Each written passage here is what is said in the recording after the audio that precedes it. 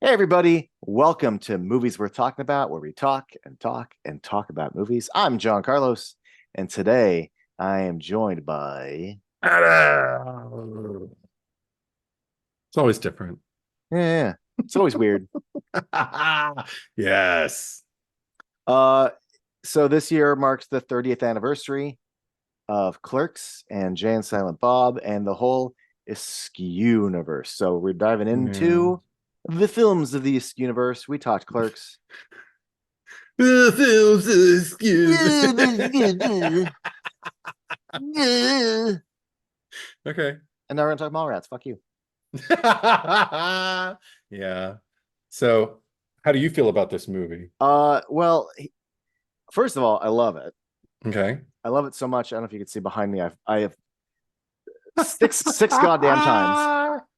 Oh my God. There's the VHS, the first DVD, the Hmm. 10th anniversary DVD. Hmm. Then that was put on blue. Then the Arrow blue, and then like a Hmm. year later, the Arrow 4K with the limited edition teaser cover. That's the Magic Eye. Oh, I didn't know about that. Because that teaser poster, the first poster was just Jay and Silent Bob again, and if you stared, it said Mallrats, Hmm. which I Oh, remember. geez. Which I remember, the kitty cat. Yeah, She's yowling because she's in heat. it's her birthday and she wants attention. Well, Yeah. too bad. Your Keep daddy's got going. to talk about a movie for a couple That's hours. right. Just for a little bit. Little Shut the bit. fuck up. So, Come here, no, show your butt. Show your butt. Go no. on. One of the little things is, so I used to subscribe to Wizard magazine, and it was weird because like I got into comics because of the X-Men cartoon made me want to pick up a comic book. Essentially, like the Jim Lee X-Men #1 that like a lot of people kind of joined in on. Anyway, that kind of got me going for a bit in my late teens, or like my late childhood, early teens, Hmm. like 11, 12, 13. I think up until like age 14 or 15, I was a casual comic book reader, but like I was always abreast of things because I subscribed to Wizard and I read about a lot of comics that I didn't necessarily read, but like I knew the landscape. And anyway, I think it was a Wizard that had like, I don't think it was Premiere, but anyway, the back cover was just a poster, and the poster was just that Magic Eye thing. So I Mm. remember as a kid, like I cut that out and like had that up on like a wall because like Mallrats poster. Um, yeah, and again, this movie is definitely a product of that. I mean, much has been said, and it's no surprise that like you look at that movie in '95, Mhm. and your main character is a comic book nerd, and he's making fun of his friend for like not handling comics, and he's yelling at a stranger for not putting the board in the bag and board. Yes. Like referencing characters that maybe like in '95 your mom and my mom's would never have heard of, but like 29 years later, Hmm. everything he's referencing is like mainstream now. Yeah, uh 100%. like the poster for Mallrats now would not be in Wizard magazine, it would be like in you know Are I there won't say, magazines yeah, anymore? I was about to say real magazines, no, Entertainment hypothetically, Weekly? Entertainment Weekly. That's still around, right? if magazines still mattered. I'm just saying that Right, they right, were. right. So yeah, I like the blending of like advertising on Wizard and the fact that like, and I'm not going to recount all of like Kevin Smith's stories, but the fact that like they did a screening of it at Comic-Con where it played like gangbusters, because of course Of this movie course. would bomb with the mainstream audience but play like crack to a Comic-Con crowd. Hmm. Absolutely. Yeah. So, has anything changed over the past few years though? Like um revisiting it? because I revisited quite a bit, but none, it hit me more this time. um like it just shook me just how much the landscape has changed, or there's like four Thor movies, Yeah. like Uh, that you didn't like. I used to have to go to a comic book shop, and like just to get like a Batgirl t-shirt or something. And now you can go to Target and get a Batgirl t-shirt. And just mhm. so much of what you could tell, like Brody was such a, I mean, it was nice to have like, I hate to say this, but like representation of like a nerd on screen who wasn't like, Yeah. oh, I don't understand girls. Did Um, I do that? yeah. Yeah. Um, but he's still, regarded as by others. Like, Mhm. all right, Sega boy, and good luck at the comic book store. Like, Mhm. I- it's weird to say like it was ahead of the curve, but it's putting Brody front and center as like the hero of this story was kind of ahead of the curve. If you wrote Mhm. this movie now, it wouldn't seem that interesting to have your character be what he is. Mhm. So that just really struck me now as like a 43-year-old looking at a movie like when I was a teenager. But the movie itself, I've seen it so many times that there's other things that pop out, but that was the biggest. Was just it feels so anchored in a certain kind of world, and like the world has sort of shifted around it Mhm. such a unique way. Right. Yeah, I can't remember because you screened this for me the first time I saw it like over 2 decades ago, and I remember almost like 2.5 decades now. But I remember uh I can't remember the proximity of it to Clerks, like time wise, like whether we watched it like right after Clerks or whether you waited until like the next time I was out there. I don't really remember that. I just remember in comparison, I feel like we did the trilogy though. I think we did. Yeah. We did. Um, and I remember uh Clerks was like such a like a slap in the face that you like. And this and this was more like, I don't know, just kind of like, just kind of, I don't know, something different other than the slap of the, because it didn't wake me up or anything like that, the way Clerks did. And it didn't, and also I remember it wasn't like, do it again. I was just kind of like, oh, this is fun. I could see, I mean, I think at the time, those who were most enamored with Kevin Smith and Clerks, kind of like a lot of people kind of like this was the one they turned on, but then this was also the one that turned a lot of people on to him who had never seen Clerks. So it was, I don't know, it was interesting. I I still watched it regularly and I knew I liked it. It wasn't that I didn't like it. It's just like, well, there's nothing really profound here, but it's fun. I love watching Jason Lee deliver Kevin Smith's dialogue, like, and whenever there's somebody who can kind of like match him in energy and intent, like it's, I don't like, it's gold. But the funny thing is when we talked about Clerks, I walked back into that one and felt older, felt like, oh gosh, what a bygone time, a time in your life, and this and that, everything we covered. I watched this and it just made me, I just watched it as a teenager all over again. I was just kind of sitting there, maybe also not taking notes. I didn't take any notes for this particular one, so I'm just winging it. But I just remember, not that it's not worth taking notes for. I'm sure there was a lot I could have written down, but I just kind of wanted to just lean back and let the movie, do the heavy lifting for me. And Well, yeah, huh. I didn't take really that many notes because unlike Clerks, where like there is a lot of, surprisingly a lot of nuance to the characters and their intentions, and this movie's much more of like a broader, lighter comedy. So Hmm. yeah, there wasn't as many notes to take, but also the movie is its intentions are different. Like it didn't slap you in the face. It's not trying to. Like No. Clerks, I'm not saying that there's some big bold manifesto, but it did come from like the heart of like an early 20 something who like this is what it's like for me to work in a fucking store and I want to Right. be a filmmaker and like this is what I know and this is like I don't know, it's an 80s comedy, you know.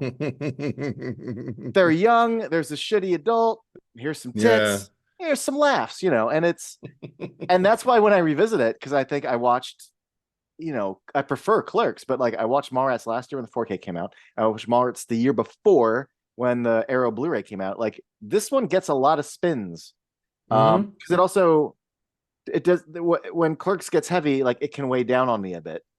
Oh, okay. Nothing about this weighs down on me. I mean, well, okay, should we get into it? As far as the subject matter is concerned, because same with Clerks, like I hadn't seen this in quite a bit, probably about 2 decades, the same. Yet I watched it with such regularity prior to that, for I'd say easily like 5 to 8 years or so. Like it was kind of always, in the rotation. Which is why when I watch it again, there was very little that I saw that I didn't remember. It was mostly just kind of going, oh, I haven't thought about that in a minute, or I have, and I forgot that it was, or not that I forgot it was from Mallrats, but I just, I didn't put it in the context of the movie. I just kind of like anytime I see a kid on a fucking escalator, I always Mm-hmm. just hear that kid is on the escalator again. I can't even go in the vocal register that he's in because I'm too tired. Um, but no, I forgot what my point was. Anyway. You watch it. You haven't watched it in 20 years. Yeah. Oh, so You returning to want it, like it was just kind of like, I don't know, playing like an album you used to play all the time when you were at a particular time in your age, but it doesn't make you. I guess because it is so rollicking and like fun and everything like that. Like it doesn't make you reminisce necessarily, even though I can hear the voices of many of my friends who I watched this movie with and their reactions to it. Like there was a friend Mhm. who always needed to remark when we got on, I forget her name, Alyssa's sister, the Oh, 15-year-old. What's her name? little Trisha Jones. They call her Trisha, Trish little the Trisha Jones. Dish. Nobody calls me that. Um, but every time she'd come on and she would just be like, she is not 15. And I'd just be like, yeah, I know. Let's just keep watching. You said that before too. You say it every time we watch this damn movie. And every time Jason Lee would give one of those, one of those smiles, it's like, he's adorable. I'd be like, yeah, he is. So I mean, yeah, it's fluffier. I do appreciate though, like the amount of work that Kevin Smith put into like all these characters' backstories. Like that was something maybe that landed with me a little bit more this time than it ever did before. Just kind of like when Joey Lauren Adams, is like talking about her history with TS, and you juxtapose the way she treats him to his face with the way she talks about him behind his, not behind his back, the way she talks about him with his kind of present girlfriend, more present than her, and you get to like a glimpse into like this character and like what her motivations might be if things were a little different, if she couldn't recognize how hung up TS is still on Brandy and everything. Like, and I was just kind of like, oh yeah, like again, like a lovely little reminder. It was a, what it is, it's a little kitten just like going, hey. It just makes you want to smile. I That's mean, this movie. well, and that's appropriate even all these years later because the thing that okay, so like it came out. I laughed. I laughed a lot. In fact, I mean, I mentioned this last time, but I'll say it really, really quick. It was the summer of after my freshman year, and I was Mm. building sets for a show that was using our theater. And this guy was me and two other people. One was a teacher, and we were both students. He's like, I just rented Mallrats, and you got to see this opening scene. So we went to the little room, hopped in the VHS just to watch the opening scene. And I don't know if anyone made a conscious choice, but we just let it keep playing, and we just watched the whole goddamn movie. That's great. And we didn't paint any sets. And then when it was over, the first thing he said was, I really just want to come here and just watch the first scene. That's all I meant for us to do. I But love that. That's so great. I'd seen the trailer. In fact, it was one of those things. I don't remember if I taped it off a movie I'd rented or if I taped it off the Coming Attractions show. Uh-huh. But I'd watched this trailer like a million times Mm, because I was already like a Kevin Smith fan, even though I hadn't even seen Clerks yet. I just knew so much about his vibe. mm. And the trailer did that thing where like it'd be like a title card of like Brody and then like a line and then Jay and Silent Bob. Oh. So I mean, like I was ready to, because I think at that point my parents would not rent an R-rated movie for me.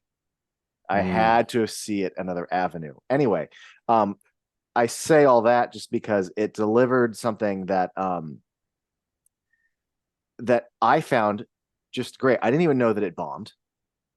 And I mean, there's a certain generation now that can access any movie through streaming, but I think sometimes people talk so much about how like, oh, it's so easy to find everything now.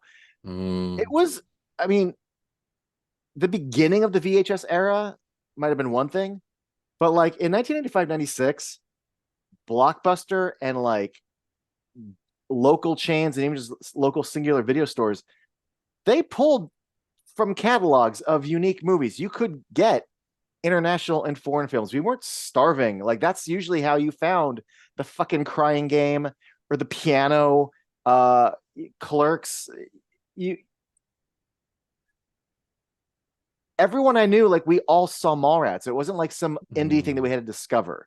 Yeah. And because it was available at fucking Blockbuster, because a few years later it was on TBS or whatever all the time, everyone I knew saw it. Yeah. We all liked it. We quoted it. It wasn't until like, a year or two removed where it was like, oh no, this movie bombed. And also like critically, it wasn't well received. And so much has been covered about that. And I just want to say, it's funny to me that it was so like sometimes I look at where the state of film criticism was in different eras. Yeah. Like sometimes certain things are so narrow. Yeah. And like just because you broke into the modern 90s indie scene, this sort of expectation that you get into the studio and you just need to do more of the same. Like, what's wrong with a filmmaker taking like $5 million and going, I want to make a John Hughes comedy. Like I want to, it feels, there's so many sound cues and beats that remind me of Weird Science, 16 Candles, John Hughes. Right. And he's, I mean, if you have your, I get it to a certain degree because for a while there, I was what I consider to be like a highbrow Kevin Smith fan. Like I like Clerks and Chasing Amy. And Mallrats is fun, but Clerks and Chasing Amy where it's at because they're indie and they really have something to say and they're really thoughtful. And Mallrats is just fun. But there's nothing wrong with just like going out there making something fun. And I feel like there was this whole generation that's like, yeah, but Clerks is really about something. Then his next movie's got like a stinky palm. What the fuck is stink palm? Wow. And I'm like, what the? I feel like film journalism now would not look at the. It's weird the expectations that this movie had put on it. So much so that I forget where Kevin Smith was, where he kind of like issued like like an apology about it. Oh God. And I'm like, you don't have to apologize for making like a fun 80s comedy. Like this is fine. 100%. I also, I mean, maybe I don't even know what film criticism is anymore. Like everybody's got an opinion now. You go on Letterboxd and you go on any comment section, like everybody's going to tell you exactly what they think and who the fuck are you going to listen to? And the answer for me these days is no one. Just go in and see what I think if I'm, enticed enough to see it and I have the time.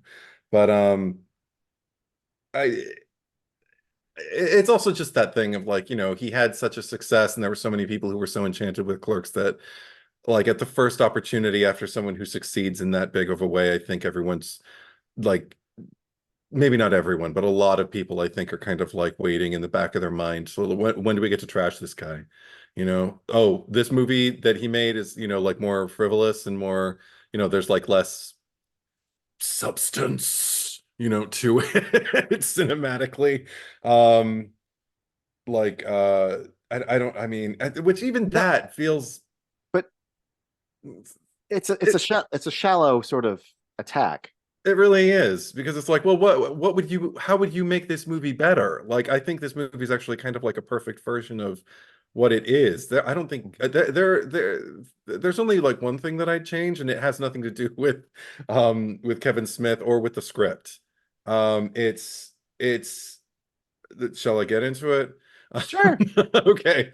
Because like I already mentioned, like watching Jason Lee like deliver these lines in the way that they fit. And one of the things that we brought up when I talked about the acting in Clerks and the way I like learned to, like because when I was young and stupid, like I'd then go like, I can do those things so much better than they do. And, even though I'd liked the movie, I'd still be kind of like, but I wonder what it'd be like with real actors and everything like that, like a shit, Yeah, like a shit.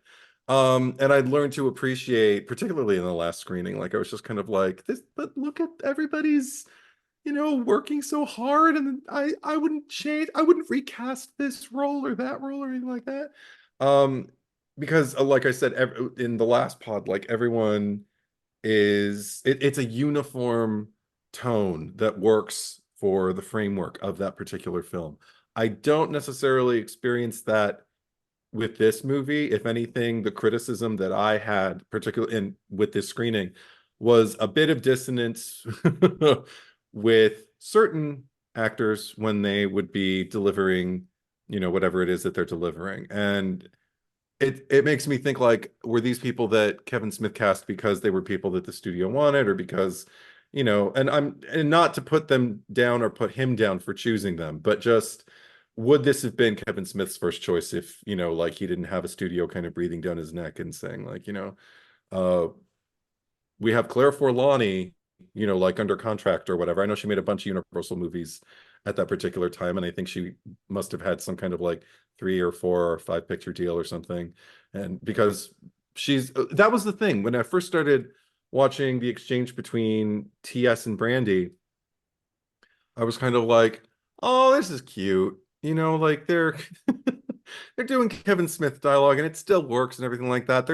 Neither one of them are really quite there for me, but this is fine. And then the next scene, I believe we're watching Jason Lee and Shannon Doherty, and all of a sudden it's like, and I'm just like, this is magic. See, this is okay. It's not even about their abilities or anything like that. It's just about, like, wait, you can't have couple A over here who's at this particular level and then have couple B over here.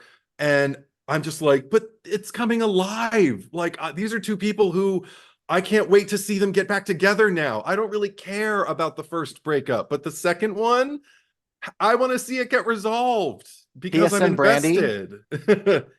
I've been watching this movie for 29 years. Yeah. I'm never rooting for TS and Brandy. Okay, so I'm not alone. No, you're not alone. Part of it's just because I think on paper, like, especially TS, just not necessarily my favorite. And if you were to list his personality traits and also list Brody's personality traits, Brody on paper isn't that great either. Oh yeah. But Jason Lee charms you, like, Charm City, in a way that the way Jeremy London is leaning into some of the more, like, whiny or poutier aspects of him. Like, I don't. Yeah, I mean, in fact, I mean, between the two of them, I feel kind of bad for Brandy. Yeah. I mean, Okay. explaining that opening, she's not wrong when she's comparing him to her father and how selfish he is, and she doesn't know he's going to propose in that moment. Although, in the original cut that they did, he does mention before in an earlier version of that scene that, oh, actually, that scene. Never mind. Haha. There's two different versions of this movie, and anyway, that scene that we have in the theatrical is a replacement scene. But anyway, I got a little elderly confused there. Yeah, I see her perspective, or I could see why she, like, from her point of view. Yeah. But yeah, they're even when they get together at the end, and the guitar starts playing and they kiss and spin, I go like, oh yeah. I mean, but I'm waiting for Brody and Renee to get back together. Yes. No, because this is the thing.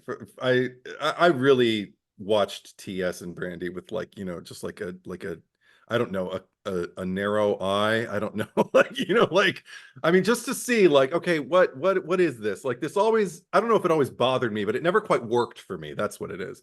And I'm wondering, like, okay, was it just me, or is this going to be one of those things where I'm just kind of, and as I was watching it, one of the things I realized was, and again, it has nothing to do with skill or ability or anything like that. Like, for me, with the London kid, I don't even remember which one it is. It's one of the Londons. Jeremy. Okay, with Jeremy London.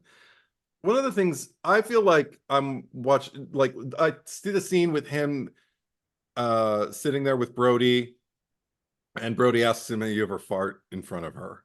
And I'm watching his reaction. I just want to do another take as if I'm the director or I'm the acting teacher and it's an acting class. And I just want to, like, if I'm going to give the London kid a note, and I am going to call him the London kid the rest of unless it's TS. But I just want to tell the London kid, like, do less. You don't need to do anything. Just relax. Just talk to him. Just talk to him. Like, when he asks him, like, you ever fart in front of her? And he goes, why do you ask? And I'm like, okay, say the line.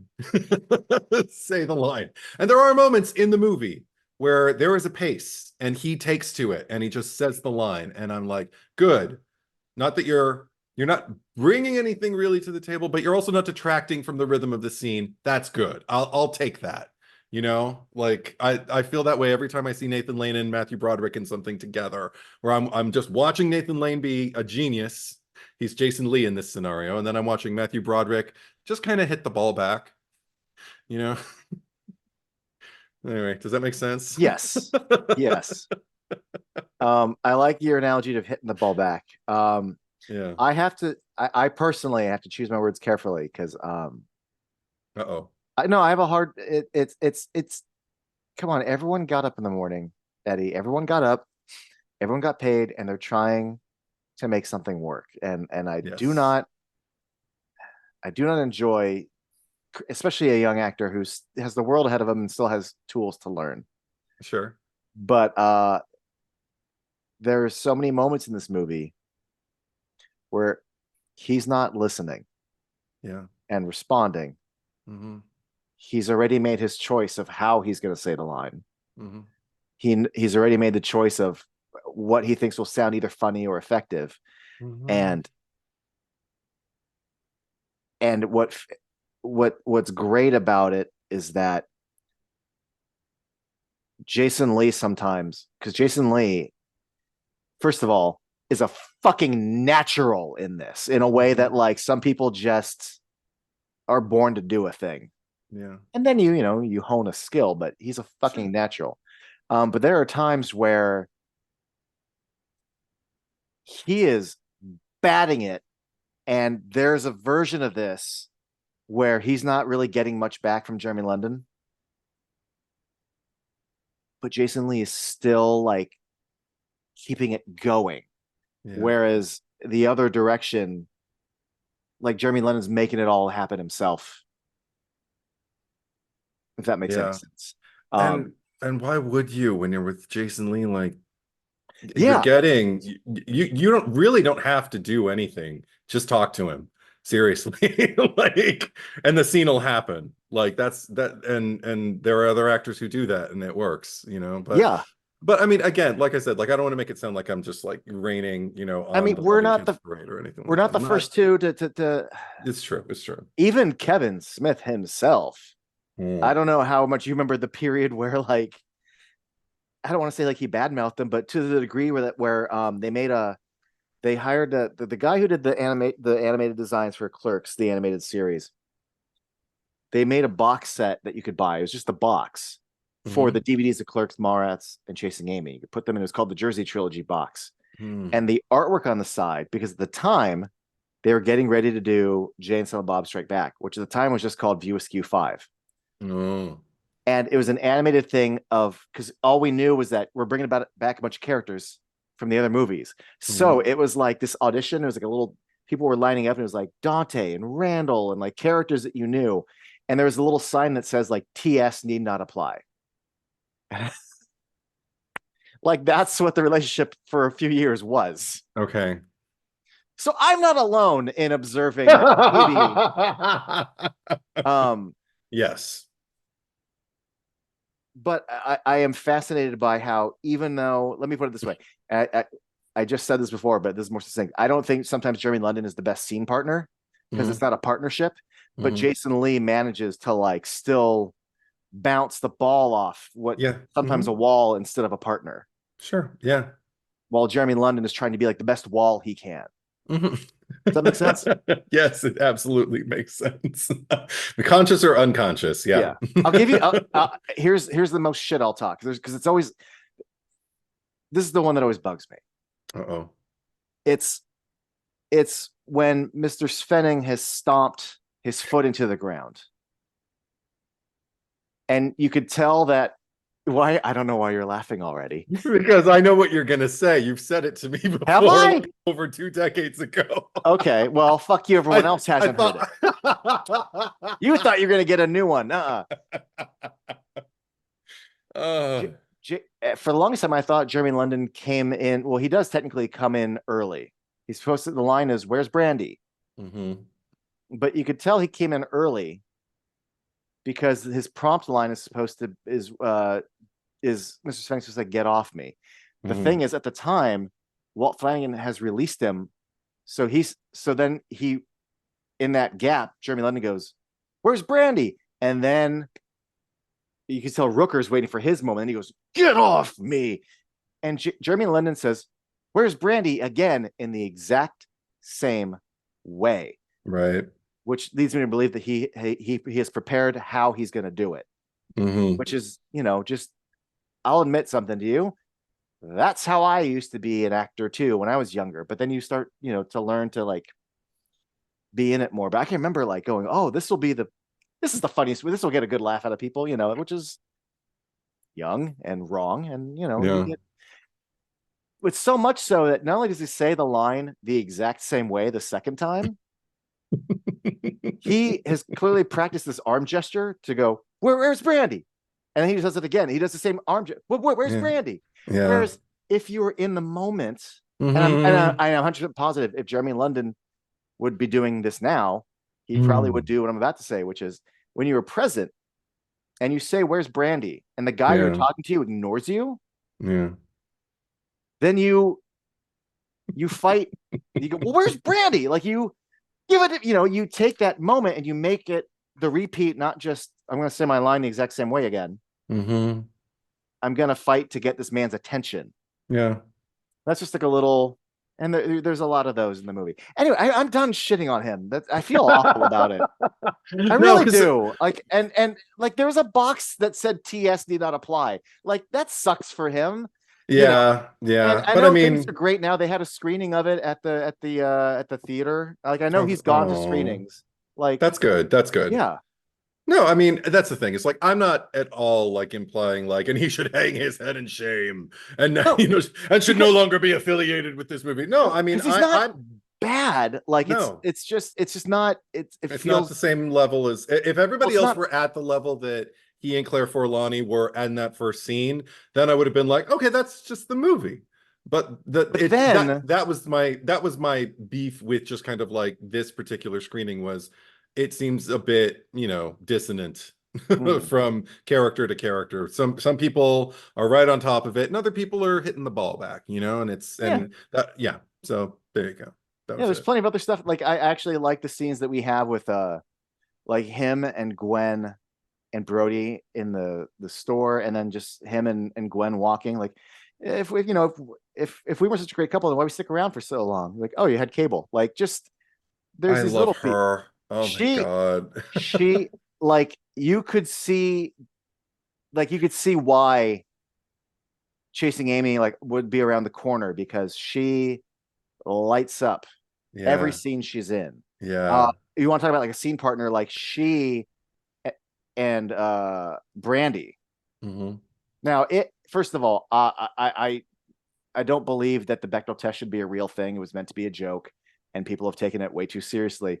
But I will say, for a scene where two women just talk about boys the whole scene, Hmm. she really elevates the material. There is like a spark in her eye about her understanding of Brandy and Hmm. seeing the value of TS and this little bit Yeah. of regret. And there's like Yeah, it's it's fucking it's it's mostly about her. Like you get a sense like speaking of talk about time in your life, like she's obviously at a place right now where she realizes like, okay, and she says as much, but that she realizes she had a guy who she didn't even know she wanted. And now that she can recognize that and there's a chance that he might be available, there's a part of her that is just kind of like, you know what, that would be really, really nice if only he weren't still hung up on this girl that I'm talking to right now. And I'm enough of a decent person and a compassionate person that I have no qualms about letting her know exactly that because that's exactly what she needs to know, what she's missing out on, and it's only going to help her. It's going to help him. And, it's just, like they owe everything to her, really, yeah. you know, and she's amazing. Yeah, and Yeah. she's also not only emotionally but also like there is something so open about I don't want to say like sex positive is the right word, but she's very blatant about like her intentions Hmm. and about like how much she cheated on TS. And I like that we live in this world where, unlike Clerks, we're like, you sucked how many dicks? Fuck you. Yeah. We could be like, hey, remember when you banged Rick Darris on a pool table? And Yeah. like Brody just remembers it fondly. Like we can all just sort of not judge people for just being kind of open about this sort of Well, thing. well, he And does still kind of like twist the knife a little bit when he's TS asking does. her. Yeah, no, Brody, when he asked, have you ever slept with anyone? She's like, yeah. He's like, no, I don't mean just banging on a pool table. I I mean, don't take that as judgment. I think he's just trying to get to the point uh, about sleeping, you know. a little column A, a little column B. Both can be true, But but TS is the one who's definitely butthurt about it. But well, TS is butthurt about it. That was another thing that bothered me. Brody like uses him for an example, and he spends the entire time being all homophobic and like, and I'm just like, at some point, you know, what would have been great if he would have just kind of like gotten interested in the point he was making and just relaxed and just listened. yeah. I would have thought that was so. I even just imagine it. Like I can imagine. Oh, that moment would be great if, but to get back on Gwen, another thing that I love is also just like she's fucking hilarious. I love how she doesn't suffer any kind of like physical harm to her body like the second she gets like punched in the tit and she's kicking TS and then Brody's kicking TS and then she kicks him one more time. And Oh no, first she slams him in the she slams her balls bag in his yeah. Well, and also it's I love when last technically like on paper the line "you fucker" isn't funny. Yeah. But that shot of her and it's underneath his legs, "you fucker." And we all know it's coming and we're so grateful for it. It's so good. And it's coming. Oh, it's great. She's great. The line "you fucker" it kills me. Is it "you fucker"? Because she hit Silent Bob. No, fucker. Yeah. Yeah. So that's her go-to because she says it with Silent Bob too when she bops him on the head. Oh, right. Oh my gosh. Fascinating. Also, yeah, that also there's I I never thought about it when I was a kid. And then I got older and I went, what the fuck? She's in the store and she's trying on underwear up her skirt over the underwear she's wearing. Yeah. And I realized, one, that's not who like I don't try on underwear. I just buy underwear.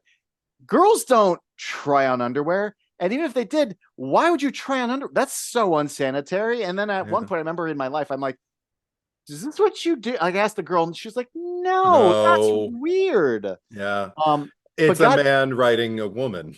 Sure, it is. However,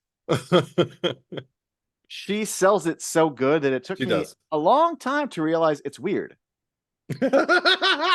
No, and I think that's due to her because she's like, here's what cracks me up too.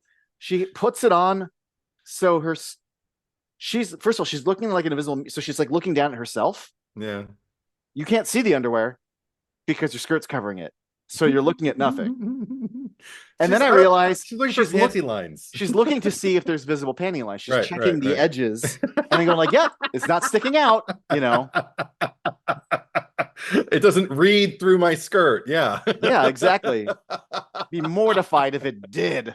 Exactly, some neon like plaid pattern. But no, I have too many women in my family who watched the movie and too many friends of mine who were girls at the time to not realize how weird that was. Like even if I didn't realize it on my own, like they were all just kind of like, ew, and I'd be like, oh, okay, so that's not normal. And I've never seen any woman or girl that I've ever known in my entire life do that. And so I'm just like, oh, it's a movie. Okay, you're like you said, it's 16 Candles, it's weird science. Yeah. You know, it's even it's not John Hughes, but Fast Times at Ridgemont High, even I'd a little say. bit, yeah. I could see that happening in there. Yeah. And also, even though it's like a light comedy, there are these little, I wouldn't say the movie's full of like, oh, it's full of truth. There's this little sprinkling of like very little, like tiny, minuscule truth bombs where I go, oh, that's relatable. Oh, that feels like, and one of them, and granted, he's in his 20s, and this is me, maybe like in my, but you know, I don't know about you, but I remember being of a certain age, like older than 10 and younger than like 13, where like if I was in the lingerie section of a store, like I would like be like this is I need to get out of here because I'm starting to. And so when he walks in, he's like, hey, can we get out of this chick store? I'm starting to get a mean hard on. I'm like, that used to happen to me. Men's underwear section. Yeah. Especially when there's like a giant fucking billboard of like a woman in her underwear and you're 12 and you're like, I need to leave this store. This is not cool. That makes sense. Yeah, totally. So there's these little things that are relatable. I've never spoken to a woman about this, but it feels 100% like it'd probably be true when Renee's like, oh, and another thing, when a woman says it's a nice size, It's a nice way of saying that it's small. I'm like, that's true, right? That's got to be true. I mean, this is the thing. I remember when I heard that line, I was kind of like, hey, because this was prior to me coming out and having a lot of guys comment on my dick. And guys always had very complimentary things to say. That was nice. Hey, good for you. Yeah, right? But the only person prior to that who had any kind of comment to my face about it was a doctor who was a woman. And she had to give me a checkup. I must have been like, I don't know, it was post-puberty, so I was like 13, 14, I don't know. And I just remember she seemed very much more uncomfortable than I was. Like I was just kind of like, you're a doctor, just do whatever you're gonna do. And so I have no idea what was going on, but I remember she felt the need, I guess, to fill the silence and just assure me about my body. I don't know if she thought he's an adolescent, maybe he's not feeling comfortable, maybe he needs to know he's normal. but she told me when she had to check my area, she was like, that's a good size. And I was like, and even then I didn't know what the fuck to do with it. I was like, oh my God, what does that mean? And why do you need to say that to me? Like, I have a feeling you don't. Well, you're a doctor. that feels like an HR call might have been needed.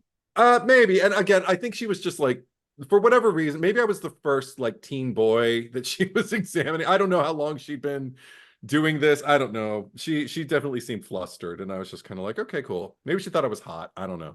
But but luckily, I remember. So when I saw that, I was just kind of like, oh, is that what it means?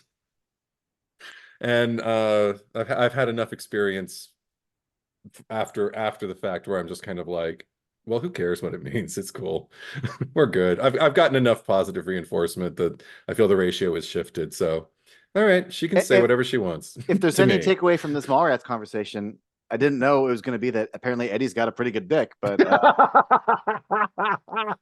I mean, I've been told. I can't vouch Yeah. for it myself. It's the only one I have. So but no, I remember the first time I heard that line too. I was just kind of like, oh.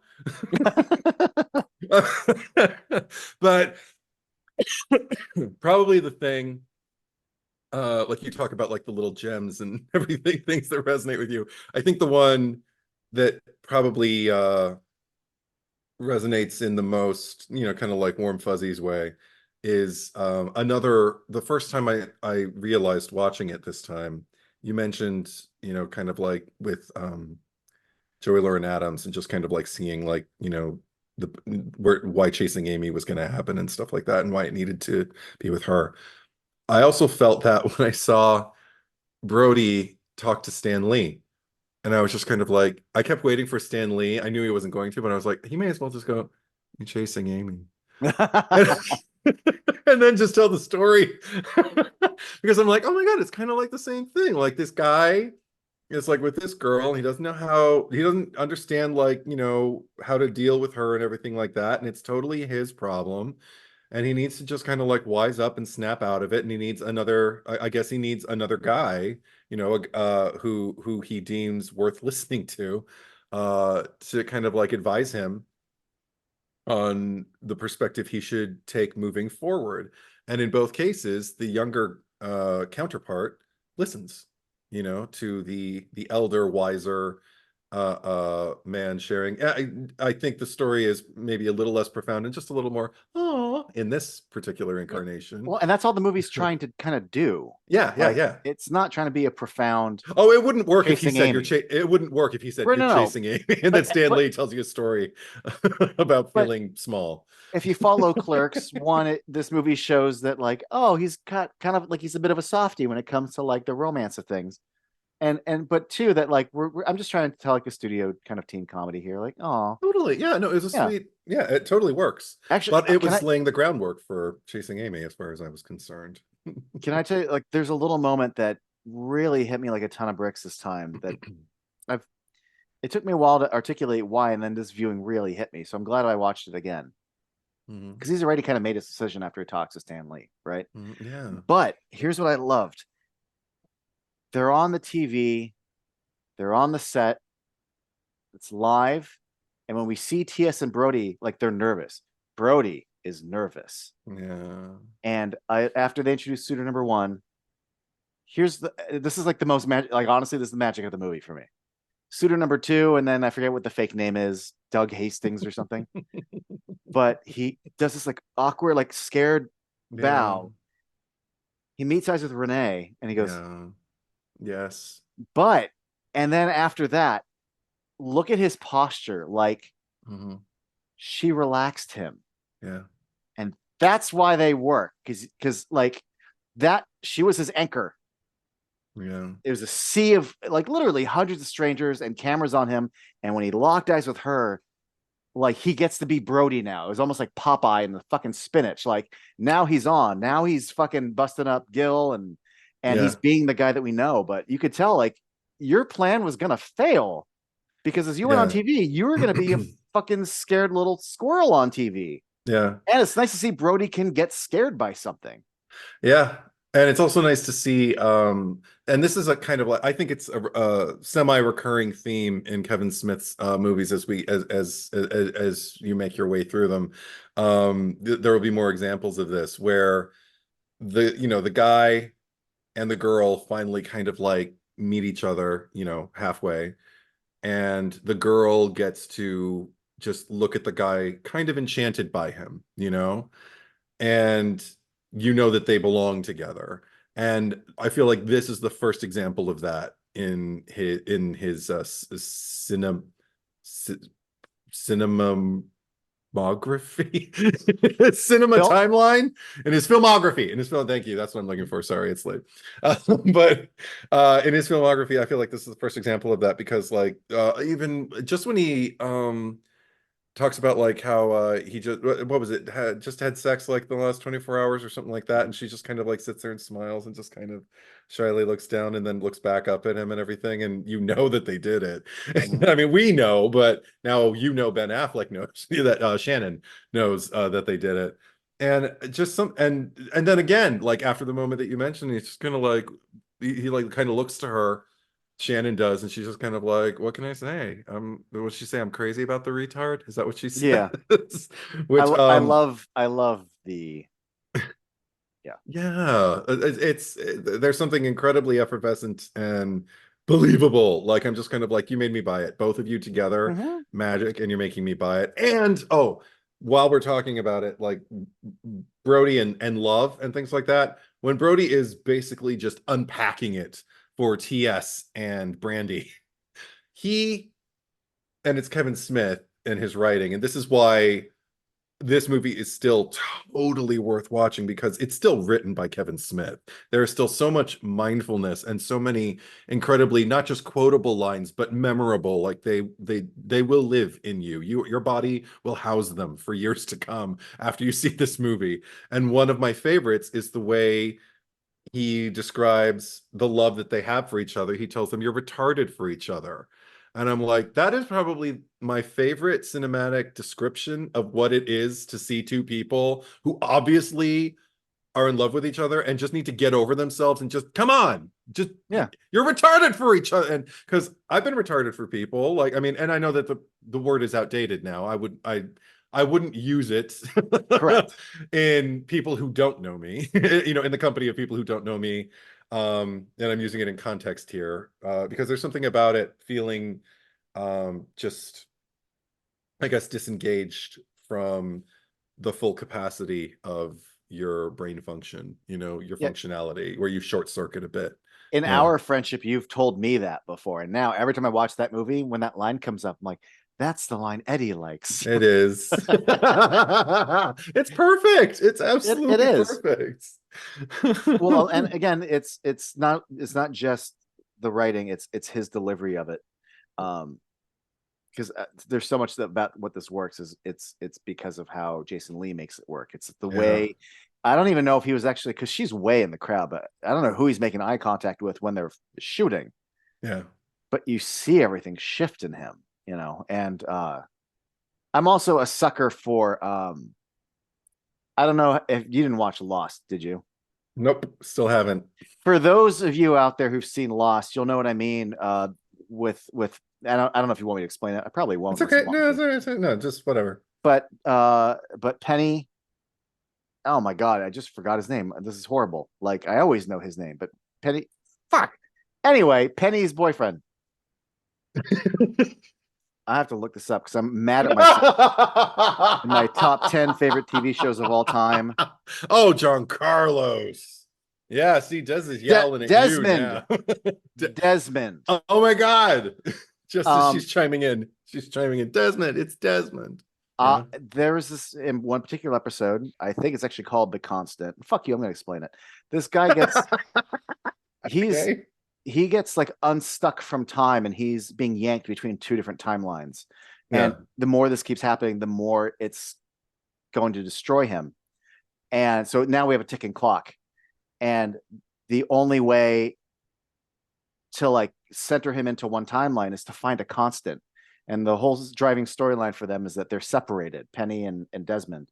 And the thing that his constant, it's Penny. And I'm like, oh. When you have an anchor that can like, and I watched Mallrats, and when he leans forward and then relaxes, I'm like, Renee's your constant. And anytime I watch certain stories where like through the storm, the one thing that can get you through it is this person. I go, So anyway, I became mushy about that. Oh, so. Good. But we need to talk though while we're talking about how in the history of cinema, and I'm putting that much pressure on this. One of the single best debut performance, and I know technically he was in like he had like a really small part in Mi Vida Loca, but first time out the gate, lead role, just fucking crushes it. And like I don't know what his agenda was, but like what he ended up doing besides giving a performance is like telling the world like I have charisma coming out of my pores. Yeah. Cast me and stuff. I belong on screens. Like there's only a handful of people where I look at that. Like I think of and it's funny because he's also been in some Kevin Smith stuff, but my brain after 10 p.m. apparently. I hear you 100%. We'll take notes next time. Right? He's very famous and he's dead. And oh my God, the bad guy of Die Hard. My brain. Alan Rickman. Okay, here's the thing about Alan Rickman. Oh my God. First feature film role is Hans Gruber in Die Hard. Right. What the fuck? It's a performance for the ages. It's a character that has lasted decades. Usually towards the top of any great villains list of all time. First fucking movie, right? Yeah. Like that's what I'm talking about with Jason Lee in this. It is.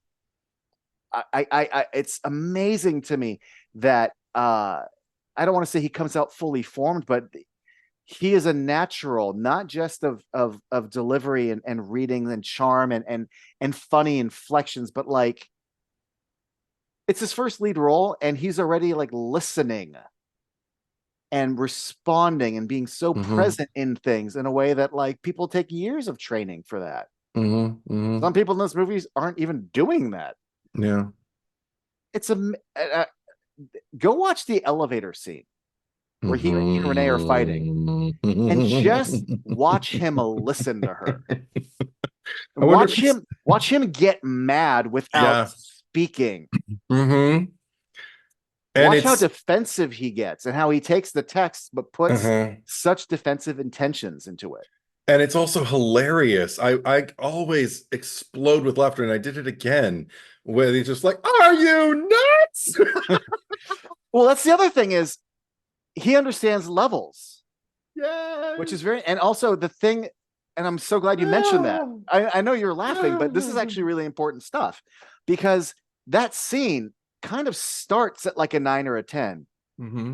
what gives it to cover, boy? What's going, just like, so to already be fucking here. And then the Hmm. scene goes higher, and it turns out he has more to give. He can Yeah. go to 11 when you're already at a 9. Are you nuts? The guy looks like a date rapist. Yeah, right. And the one that kills me is wanting to go to, he's like, I took you shopping all the time. And he Yeah, right. gets, like, I understand it's coming from a, like, he believes that, and like that Yeah. frustration feels real, but it's also fucking hilarious, and it's also leveled. It's hard to start a scene at a 9 and 10. It's not Uh-huh. wise, and he makes it work. And so does she. Renee's right there, just going like, it just starts like you wanted to go. Like she is Oh, right she's so good. there, No, no, meeting him, his energy level 100%. Like it is, yeah. The we teamwork were in that scene. talking we were talking in Clerks how, Amazing. like, how much we like Dante and Veronica, like, fighting. Like Oh, there's actually a yeah. rhythm to it, and and we Yeah. like literally, all right, shut up and I'll tell you, like it. Yeah. Yeah. Yeah. And it's the same thing here. It's the Yes. exact, and I realized that Kevin Smith likes his couples to fight, and he also, but he likes them to like bat back and forth, and it's a Hmm. dance, it's a boxing dance, and Hmm. she is a great fucking sparring partner in that scene. Yes, absolutely. And she also makes me completely buy This the guy already fact that introduced me to his mother, okay, and I was just he goes, really, like, that was the equivalent for now you me. attack Like, my libido. Oh, there's no libido to attack, no libido to attack. wait, the moment that you just talked about. That Okay, was that this already guy introduced me already to his introduced me to mother. his mother. That moment is like this movie's equivalent to Clerks, just kind of like I never could. Just like never could what? I guess you like you said, we're all curious, and I guess I never could. I guess we all tried. I never did. Camera, and it's like pause, and it's just like that's comedy, is knowing like the timing and the levels and everything like that. For me, that is the stop in the scene. It's like this guy already, because that's the information. That's even as the audience, like if you're seeing it for the first time, you might go like that's that is the game changer. But and then there is another game changer, which is the fact that like no libido to attack, and they just start going at it. And what I was gonna say before is when Renee, I love how Shannon Doherty makes me totally buy, like when she falls on top of him and he like, I think he doesn't he hit his head? And she's like, Ow, yeah. yeah, she's like, oh, I'm sorry. And I'm just kind of like, oh my God. Like you totally care about him. It's just you it's that thing, and we've all been there where you're kind of you're carrying a torch for maybe the wrong person, and but only if only they could, and you fill in the blank. And with his, it's like, treat me with more respect, introduce me to my mother, take me to the shops that I want to go to, like um make it so I don't have to like sneak through that impossibly narrow window. It always stuns me. I'm just kind of like, oh my God, Shannon Doherty, you're tiny. Because I don't think I could get through that window. But I probably wouldn't be in that room to begin with. But because I shouldn't be. It's Renee. It's Renee and Brody for life. I Yeah, and love. Oh yeah, go ahead. Again. well, and there's something there that keeps her there. But I love the way that when we first see them, I see her sitting there looking at him when he's in bed, and like I could already tell, like, you've done this a lot, and I can already tell, like, this, you've reached your breaking point. Yes, So when the letter comes yes, out, I'm like, oh, you already sold me, because I already knew that letter was coming. Like, I just, absolutely, 100%. yeah. And And again, but there is that thing there where I don't even know if it's necessarily with the wrong person. He is the right person. There's just some things that need some screws that need to be tightened if this is really going to be a thing. right, right. And here's the thing that gets me is that we've already established, I've never met anyone who lives as much fear as your mother as you do. Like, clearly he hasn't introduced her. So the gut punch to me is that when she goes, this guy's already introduced me to his mother. It's not about everything else she said. When he says that, like, the record scratches for him. And that's when I Hmm. realized, like, oh, that really is a sticking point for you. Like, so much so that not only does that gut you, but, and later we find out, from Miss Ivana, like, well, both of you are hurting, but one is very vocal and the other one's suffering silently. And this isn't just, oh, my bravado. Like, no, you are hurting inside. And when she says that, Hmm. that really hurt you because she really hit a nerve. And like, oh, like, there is a kryptonite to this. I, Right. I like that there is something to him to be damaged. Yeah. Can I ask you a question? Yeah. Do you have a read, like a specific read on a particular moment in their first scene? When she's going down the list of all the people who she thinks about while she's, crying. And she says the people who plot out like the path of an airplane or whatever. And he goes, the navigator. Navigator. And she pauses and he sits there and then she continues. Did you ever get a strong read on what that moment, that pause, did that ever resonate with you in a particular way, like, oh, that means this or anything? Uh, I don't know if that means. I mean, it's a beat. It's Yeah, undeniable. It's a beat. I would yeah, love to. I guarantee if you ask both of them at a Q&A, they're not going to remember what of was happening course. on that day. We've seen it 100,000 times. They did it Yes, once, of on a course. day 20, 30 years ago. But Yeah. the only thing that I took away from that, Okay. and this isn't a great insight, but it just to me it shows me that you're really listening. Okay. That was Because I what yeah, go ahead, go ahead. sometimes when a girl's doing this to a guy, it'd be very easy for your Mm. lead guy to kind of be an Al Bundy about it. But and it doesn't come off as like mansplaining or anything, but he's like Yeah. it's a monologue and then he's giving back a little bit. I'm like, oh, you're in it. Hmm. You're in the conversation. Hmm. Even though this is about you, he's not defensive. Like he's still just sort of throwing in his 2 cents. I don't know if that's Yeah. like, and that's not necessarily a great thing. It just shows me, oh, you're a listener. Because I remember it struck me the first time, but I couldn't really articulate to myself why.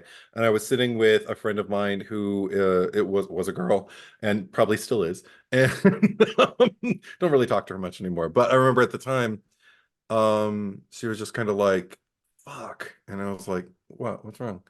And she would, and like you said, she was just kind of like, she's breaking up with him and he's listening to her. And it's probably the first time in a long time that he's actually like even chimed in with like, yeah, I'm listening to you. I got it. And it's like, she says, and they always wait until you're about to walk Mm, out the door to do something. And she stands her ground. And it's so minute, but it's just like that thing of just like, your list, oh, too little, too late. I need to go. right. I just need to get out of here. And good thing I wrote a letter, and then she's out of there as quickly as possible because she rehearsed that speech too. Oh Like yeah. I mean, Renee like knew what she was going to say and everything like that. Yeah. So Like if I, yeah, because the note's already written. So it's like, all right, if I come over tonight and this time I don't get introduced to his mother again, if he makes me go to that fucking bathroom and be quiet like one more time, yeah, he's getting the note and he's getting the speech. yeah. Yeah. Okay. I was just curious. It was one thing that struck me that isn't, it's not big, bold, blazing letters, but not a lot of it. I haven't had a lot of people who know in recent years who've known the movie well enough for me to like bring it up and be like, what does that moment mean to you? So it's interesting that it's similar to the feedback I got back then. Um, who else should we talk about? Uh, who else indeed? Oh, let's talk about Jay and Silent Bob Okay, that's where my mind went to. because I forgot how much I mentioned in our discussion of Clerks how like aggressive and angry young Jay is. He's not Yep. snoochie bitchies.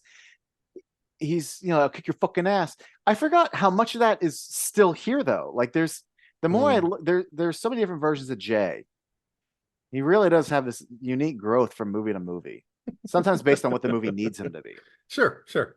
I'm not saying he's quite as aggressive, but I forgot like like when he's at the game show and Trish is supposed to deliver the tape. So she goes back, she hands him the tape. The second she touches him, he turns around and brings a fist up. Right, yes.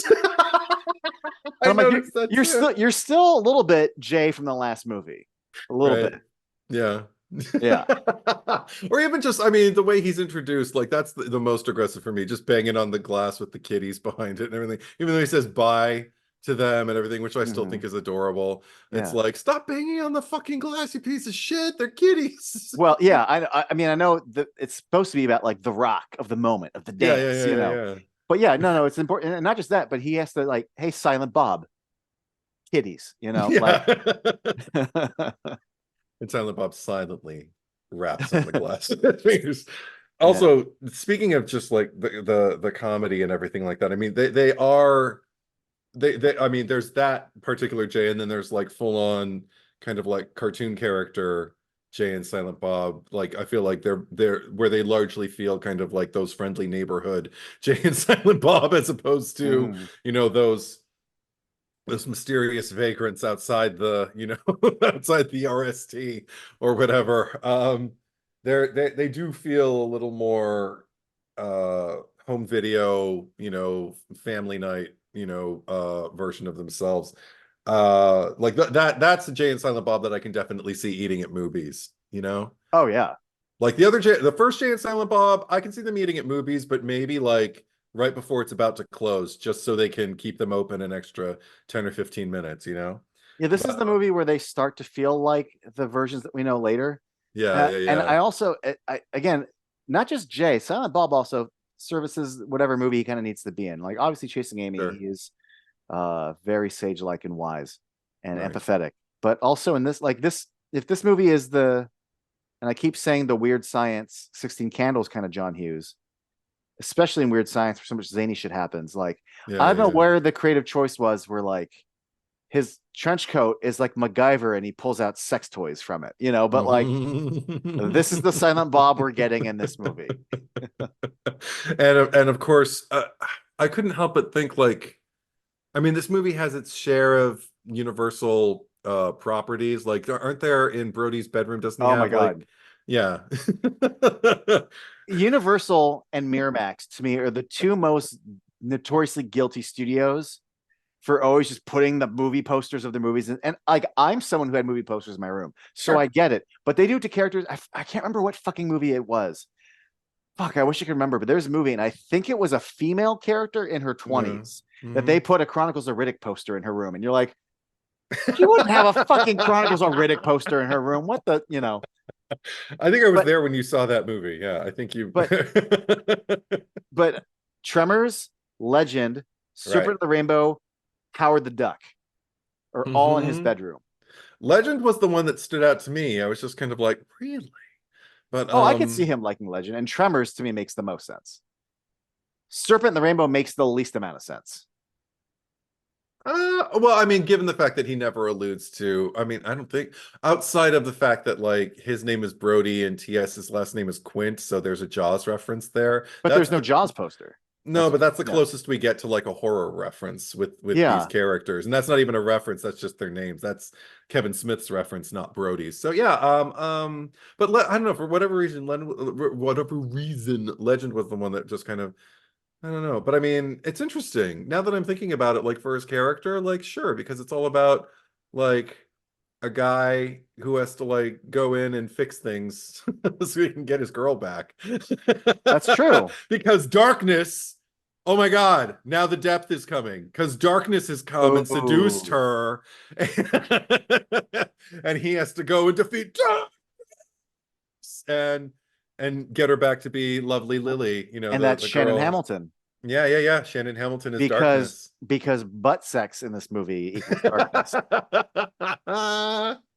Oh my God, I do love Legend. But anyway, no, so Universal and stuff, but I mean just the amount of references to Star Wars with the Fox of it all and the Batman and Superman references with the Warner Brothers of it all. I just kind of felt like would this be able to happen now? I don't know. I wonder if like how many I feel like so many references are confined to like the studios. I don't just mean like posters. I mean like references to movies. Oh Like, yeah. could you please possibly like refer to a movie that is, made by the same studio? So like that'll make people want to go rent that movie or, like stream Oh, I that mean, movie or whatever like that. and obvious there's references in this movie Yeah. to other like what the fuck is going on down there is literally from Animal House. It's like the same shot. And Dean Vernon, like, what the fuck is going on down there? Right, right. The elevator music, when that with Shannon Hamilton, TS outside, that's the elevator music from Blues Brothers. And these are all like universal things, Mhm. but they're also like Kevin Smith is a huge Blues Brothers fan. So like Right. this all checks out. Um, I looked it up. It's actually a movie I never saw, but the internet made me aware of it. 50 Shades Darker. They go to like Christian Gray's childhood home, and he has a Chronicles of Riddick poster in his room.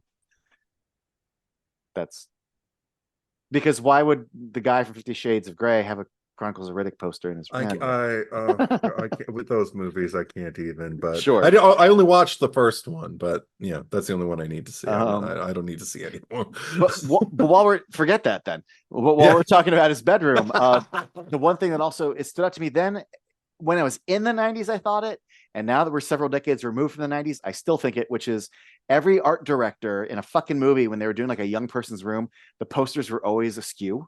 Mm-hmm. I don't know anyone. No. Certainly not me. No. We never put our posters all crooked and sideways.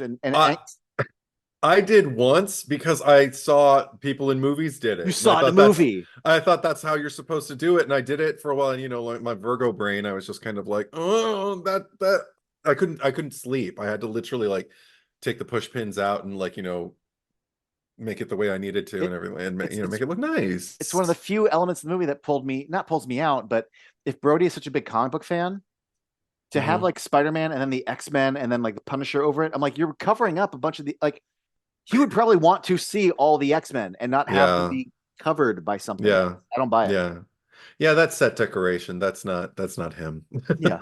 Exactly. Also, okay. I mean, there's a bunch of look, to nitpick a movie is also to love a movie. It is. As long as you're having fun with it. There has been one nitpick that has always been a topic of conversation. I'll bring it up as soon as you make your point. Well, no. Is that no? Let's hear yours and I'll tell you mine. It's just a different nitpick.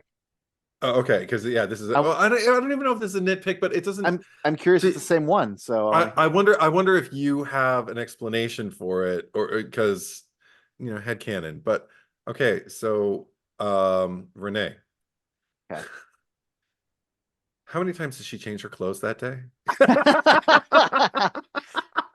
You are asking the right guy. Yay! Because I am full of useless.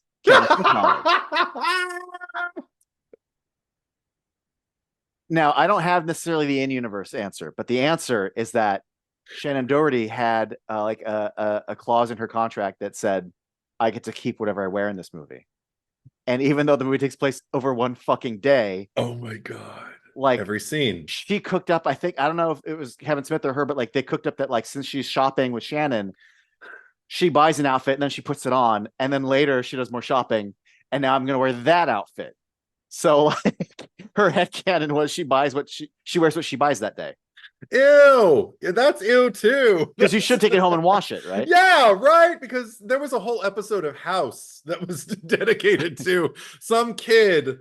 His mom never washed his shit when he wore like new school clothes and things like that, and he ended up almost dying because of some kind of like reaction. I don't remember if it was bacteria or viral or what it was, but there was something that usually when you wash clothes first, it gets rid of that shit. And this kid almost died. And if you saw it on TV, it must be true then. That's how it works. Absolutely. It's just like that kid on the escalator. It should have been taught respect and fear. Anyway, go ahead. No, I mean, yeah, you could. So anyway, that's the answer to that. Okay. But so God, yeah, which is interesting because it's not so Chasing Amy that we have a story that takes place over multiple days. And I do like the idea of like, even in a studio world, like, no, I'm writing a movie that takes place in one day. So everyone just gets to wear the one outfit. And then she comes along and you're like, well, fuck. All right. Well, we'll give you a new outfit. Okay. Every whatever. scene. Technically it's 3 different outfits. And then if you count the Degrassi jacket that, is it only 3? Yeah, I'm pretty sure. Wait, sure. Okay, because there's the outfit that she breaks up with Brody in the beginning. Yeah. Then there's the first outfit that she wears when she's shopping, the little it's like a baseball black and white t-shirt. Yeah. And then there's the pretty black dress with the flowers in the elevator scene. Yeah. Then there's like a white satiny thing that she wears to the dating game. Isn't it like white with flowers? It's like the black print, but it's white. And she got like a pink thing on. I think the number 3 for me is the 3 at the mall.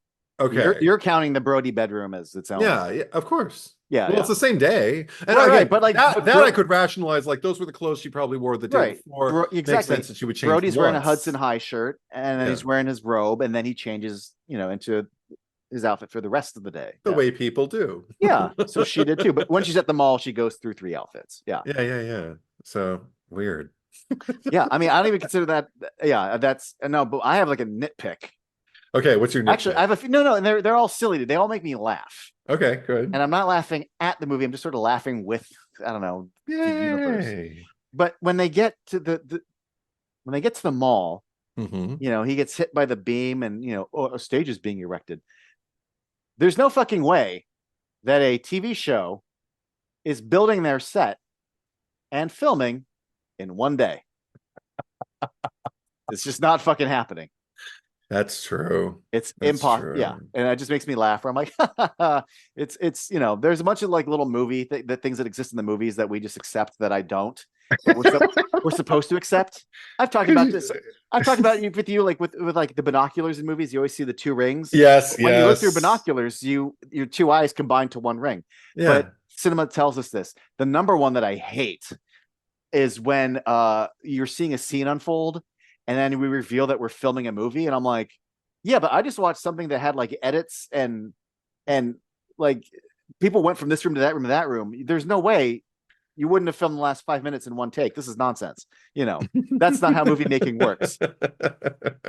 And I just like the idea of like, oh yeah, they're building the stage, and like that would have taken days to build, let alone to like lay electrical and set up the camera and then set up the seats, and like it just makes me laugh. I just chuckle at it. Can I tell you the one that really makes me chuckle? Because I never noticed. Oh Please, my god, please. my favorite one. I fucking laugh so much because of the commitment to the bit. Okay. Silent Bob is some sort of electrical genius, so he needs you to like rig up this thing so we could play the tape on the show. Like Hmm. interrupt the Hmm. feed. Where is that tubby bitch? And we cut to Silent Bob upside down, and he's like taped a VCR to a series of beams, but he's got like a Leatherman, like just and it's one of the good ones that when you flick like a Gerber, there's like a locking mechanism, and you flick it, and the pliers come out, and the pliers Hmm. retract. He's just squeezing the pliers onto nothing on one side of the VCR, and then he just touches the side of the VCR with the pliers, and then he goes to the back and just sort of wiggles it. And I remember as a kid going like, "Oh, he's doing tech stuff." And you look at it now. First, pliers are used to like reach and twist things. He's just sort of touching the exterior of VCR with pliers. That does nothing. And there's nothing for him to even do. And I love this busy, like it's almost if like he's the actor and a director's like, just make it look like you're doing stuff. Yeah, But yeah, yeah. and then he reaches over to the beam and he kind of just there's a bunch of cables and he just sort of wiggles the pliers at the cables. Yeah. And if you just when you're 15 and you don't know anything, whatever. But I look at it now and I just laugh and laugh I because it didn't even doesn't notice. it doesn't make a lick of sense. Yeah. But his face is dead serious. Like I'm like it's Mission I'm Impossible, and yeah, I'm he's like, concentrating. Yeah. yeah, I'm Emilio Estevez in the elevator. Like this is nothing. It's about as scientific as like using this tennis ball on a keyboard and then like Hmm. the doors open. You're like, what? Like, But I also, and I mean, also it's a little thing yes. too when Rhodey goes up to Silent Bob, he gets Trish to leave, and he Mhm. goes, "You still have the schematics? I need your help." And Silent Bob flicks up his coat and he whips out the Leatherman. And I Mhm. realize now, after watching it for a million years, that the Leatherman, I don't know if you could see, like it's resting on his like ankle, Uh-huh. like it's not coming from his coat or coming like it happens so quick, but it's Oh. essentially a prop just waiting for his coat to flick and for him to do it. And I don't know, it's just funny to me that I get how the blocking is supposed to be for the scene, but in the reality of the scene, Silent Bob's talking to Trish and he's just got a Leatherman tool sitting on his ankle, like over his sock for no reason. It's not even clipped, it's just resting on the outside of his sock. So that Silent Bob is an enigma, I tell you. Yeah, that's sweet. I mean, what I was waiting for the entire time when he was hanging upside down, though, was when he finally starts to try the Jedi mind trick on the VHS tape. Mhm. And then all of a sudden, for whatever reason, when Willem like bangs against it and it goes up. Yeah. If I just love the anything, it fact. would go down. Yeah, but I Yeah. love the fact that number one, I love the fact that it goes up because it makes no sense. But I just love, again, like we've already kind of established him and Jay and you know a number of other people. Like there was a lot of slapsticky moments. I about Brody getting hit in the face with that scaffolding right before TS. That's the famous line. Hmm. Looks like a stage is being erected. Jesus Great, Christ. great hit though. I remember Oh my God. And the it. fact that he's like out of frame and I'm waiting for him to just pop out like, where the hell did that come from? So, anytime he yells, I mean, I love yelling comedy. When people scream at the top of their lungs, it usually makes me break apart. Especially if it's delivered, you know, like from the heart, like you and, know, like it is here. And oh and my he's a God, master in this such a movie. gift, such a gift. Anyway, so we've got that cartoonish moment and we got many others. But one of my favorites that I was waiting the entire movie for was just videotape goes up, Silent Bob catches it, blink, blink, and then he goes right back to work. And I was just like, oh, I don't even, I can't even explain it. It's perfect and it works and it's a cartoon. It is. It makes It's sense to my Saturday morning cartoon brain. You know, I'm just gonna like, ah, he got it. yeah. It's it's surprisingly like for it's almost like a thing you can't nitpick because there's too much charm in the moment to be like, hey, Yeah. why would the tape go up? Like, shut the fuck up. It's a funny beat. Exactly. Stop ruining life. Yeah. There's a few things in this where it's like, shut the fuck up. You're gonna like. Here's the one that I have to remind myself. Don't overthink this. Uh-oh. Trish the dish is supposed to be 15. Okay. Yeah. 100%. Her parents, first of all, she's fucking people. Everyone she's fucking is committing statutory rape. Yep. Her parents know about it. Yep. And then also the fact that the videotape of it can be used as evidence against Shannon Hamilton for doing a crime. I'm like, well, that means literally everyone that you've had videotape sex with is like, should you choose to disclose this tape? Because I'm sure there's like a disclosure thing. The whole thing, she's probably breaching an NDA of some kind. But like,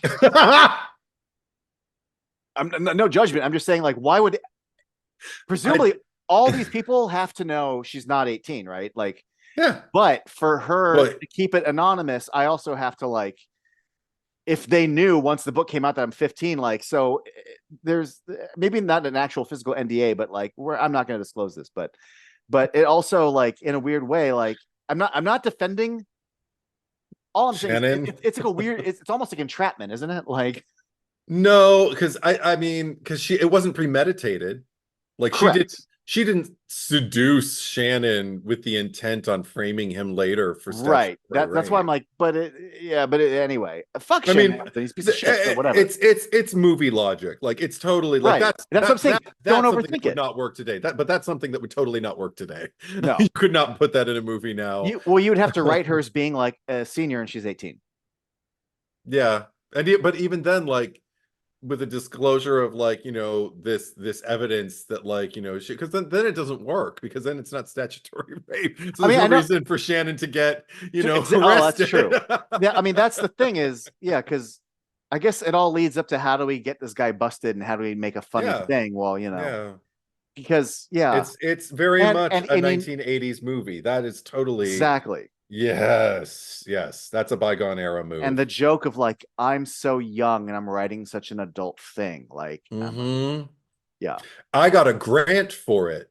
Adults know about this, a lot of them, and they're funding it, yeah. and they know it's going to be in a book that everyone is going to have access to. And the icing on the cake, and I don't mean that in a good way, is that she ends up, well, at least the implication I get is that she ends up with LaFours. Because of the book signing, I don't think that's an innocent kiss. Oh, really? I I, never thought that. I always got the impression that like that's Zaddy, like I'm so naive. I even this particular screening, I just thought like, oh, he probably like, everything went so awry at the mall. He probably lost his job there, so she decided to hire him as security detail. Because there was every breach of security at every level that you could imagine on that day in the mall. no, sure, but I don't see what to me the joke is like I've been banging all these guys at different ages, including people that work at this fucking mall. I needed a 25-year-old. So like, she just ends up with this guy. I don't know. I That's thought I also felt that the thought to put him in a straw hat was inspired. He's instantly recognizable, not just as like an authority figure, but as a character. I yeah, don't know, something about it works. Like really does. like the second I saw him, I was like, that's one thing I haven't thought about in the last 2 decades is LaFours. The movie came up and I saw him, I'm like, oh, Of LaFours. course. Yeah.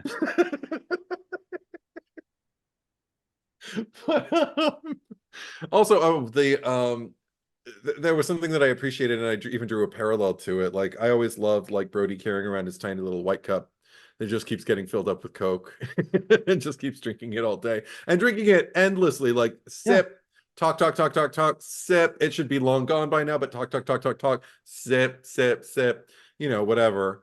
But the bottomless tiny Dixie cup. But what I love is there's a similar gag in when Yondu, what's his name?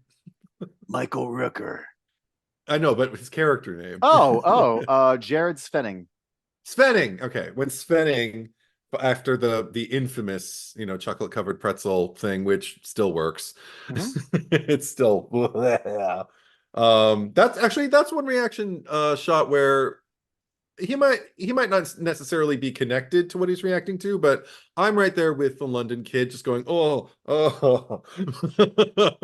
But afterwards, the amount of I know the word triggers some people, so I'll just say the amount of upheaval that he's experiencing into Mhm. the tiny sack. It's a tiny little sack, Tiny and he's little going, sack. "Oh," and okay, it's full. It's full. And yet he still wants to hold on to it. And I'm just thinking, ew! Ah! It reminds me of like the Mr. Bean joke where he like blows his nose in his pocket. And Uh-huh. then he's like going, oh, oh. You can't help but see it, and it's just like, That's a ugh. that's always bugged me. But Yeah. there's always been a pro to it too that I respect, which is I hate in movies when cups are empty and Oh yeah. people are just carrying these coffee cups and they're swinging their wrists in a way that you never would if there's liquid in it. No, because the coffee's gonna Or spill. Yeah. they're carrying a tray and it's just like swinging, And and it's I'm like, just what? going, yeah, there's obviously nothing in there. Yeah. Every time, and I've thought this even when I was younger, that bag looks like there's something weighted in it. Like I don't know if they put like a bean bag or just poured some water in it, but That's true. it doesn't look like an empty bag. Hmm. It's being carried like it's got something already in it. I just enjoy that it shares some kind of like material with, I guess, Mary Poppins' endless bag that she stores all her shit in. The Like, I endless mean, puke. the Yeah. endless puke bag and the endless drink, cup. Like, I don't think I ever drew the parallel before, but I was really proud of myself this time. There was, you know how I've referred to my like I've made liking Kevin Smith a big part of my personality. You?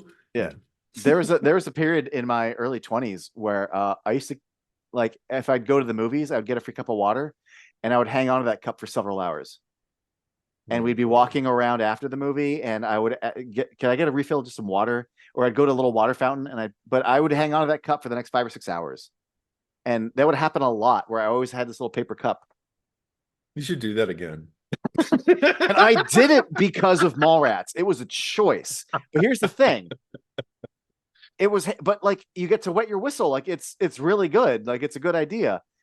And kind of like the Carlin bit, like I didn't want to be one of those guys who carries around a bottle of water. What's with these guys carrying around their little bottle of water? But yeah, if there's a, I would never leave the house with the cup, but I would always get the cup and then hang on to it for many hours and refill it recurringly. It's totally a thing. And if we'd leave, like we're in LA, we're walking down, like I just go down Hollywood Boulevard on the way to the parking lot, and then we're going to like Cantor's after, and I'd bring my little cup, and I'd just, it'd be Oh my there's my cup. God. Just like Vegas. Huh?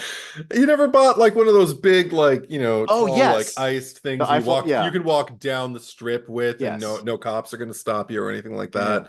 Because technically you're on the strip. So I guess it's yeah. okay for you Just to like that, wander from except water, which is except already accepted. water. Yeah, I understand, but yeah, yeah. yeah, yeah. Okay, cool. I want to see that. I really want to see it. I just want to see you gesture with it.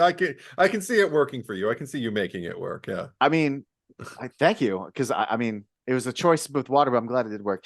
Yeah, there's another. This wasn't Mallrats related, but the other thing I did in my early 20s at the same time, which I look back on now, I'm like, you're an idiot. Was I had these corduroy slippers that they're meant to be worn indoors. Like they don't Yeah. have good tread on the bottom for outdoor use. They're supposed to be indoor slippers, but I just thought like, hey, they're corduroy and they look cool. So I used to wear them outside all the time. Okay. And like, so I'd be wearing like real man pants or real man shorts. And but then I'd have these clearly pajama looking pants. I mean, shoes. Right, right, right. Clearly indoor pajama shoes. Like, and I just thought like I was the coolest guy going out to the movies with my corduroy pajama shoes. And people would like afterwards would be hanging out. People were like, why don't you just wear like real shoes? I'm like, fuck you, I like these. I dress for comfort, not for your Yeah. approval. Well, but then here's the stupid thing. It wasn't comfortable because since it's like this thin layer of foam, Yeah, if there was like a right. rock, I'd be like, ow, fucking ow, my foot. No, like that's why you should Oh, wear real shoes. I'm my like, fuck you. God. It's a thing I'm doing. Oh my God, you're so I'm so funny. lame. I'm so lame. Well, we do lame things when we're kids, but I mean, And it's I all. do remember in that exact period I was single, so that does explain why. I know. Explains a lot. Explains a Yeah. lot. But Now when we were talking about Trish yes. and LaFours, and you said, "Oh, I thought your read on it was this." I Hmm. had this is slightly embarrassing, but I don't have fucking shame either. So I'll tell you the story. Um, it's similar to when you mishear a lyric or mishear a line, Oh and you just no. accepted the wrong reading for a while. Uh-huh. I've had two of those in this movie, except I've always heard the lines correctly. I've just, for 29 years, misread them. Hmm. And for some reason, on this time, I went, oh. So it's kind of embarrassing because you probably understood them right away. And I'm just admitting to everyone what a dummy I am. The first one is when T.S. and Brody first approached Jay and Silent Bob outside the Uh-huh. pet shop. Yeah. And Jay goes, and look who it is, the mad fat chick killer. Yeah. I always thought Oh. mad and fat were adjectives towards TS. So he's a chick killer. Like this is his way of saying you fuck a lot. Like you murder pussy or you slay. So and also in the 90s, like, something was No. fat. It was like PHAT. So I thought he was calling him a mad fat chick killer. No.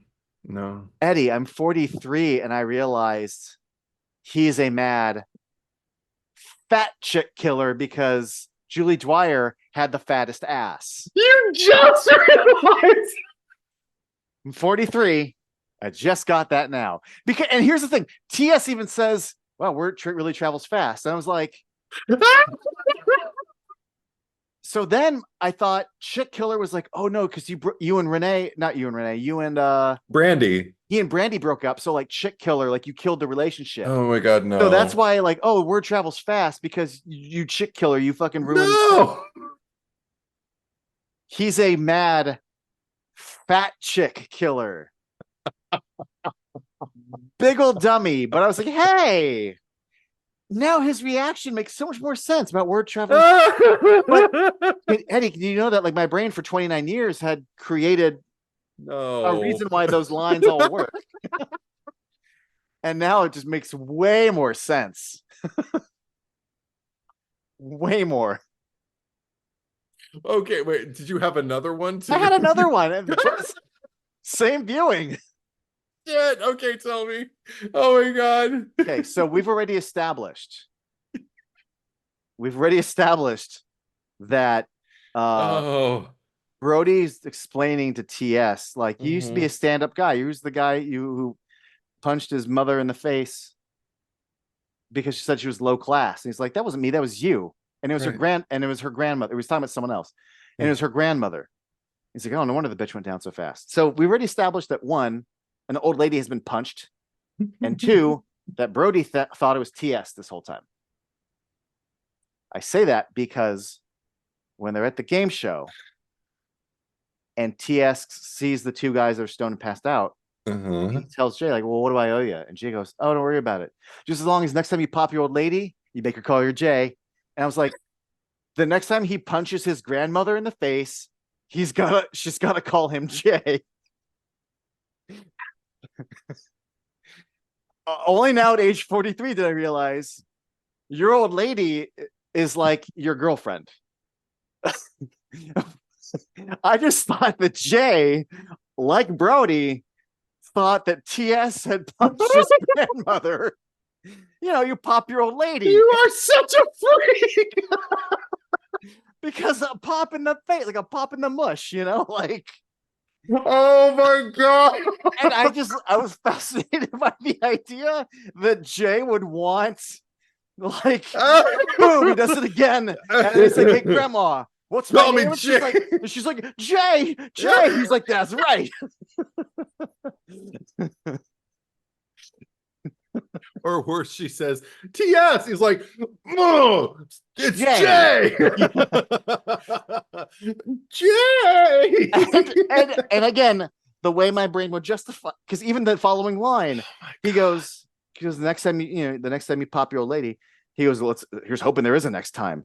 I thought it was like, well, we already got arrested once, so now we're sneaking back in and we're breaking onto the show live on TV. I could get arrested again. Here's hoping there is a next time. Not here's hoping because I'm wanting to win her back. Right. Oh my God. But can I tell you, I say this because what a relief at 43 to have these weird lines that I've always been kind of like, huh? They finally came into focus, Eddie, and I feel so relieved. Pop your old lady, because first of all, I've always had a problem with why stop calling your young girlfriend or wife your old lady. It's always been weird to me. That's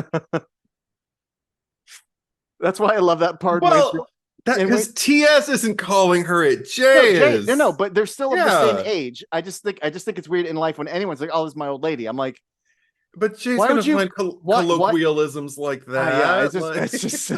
But I'm not even in the movie, just in life. Why would you, a 23-year-old, refer to your 23-year-old girlfriend as my old lady? I'm like, this is weird.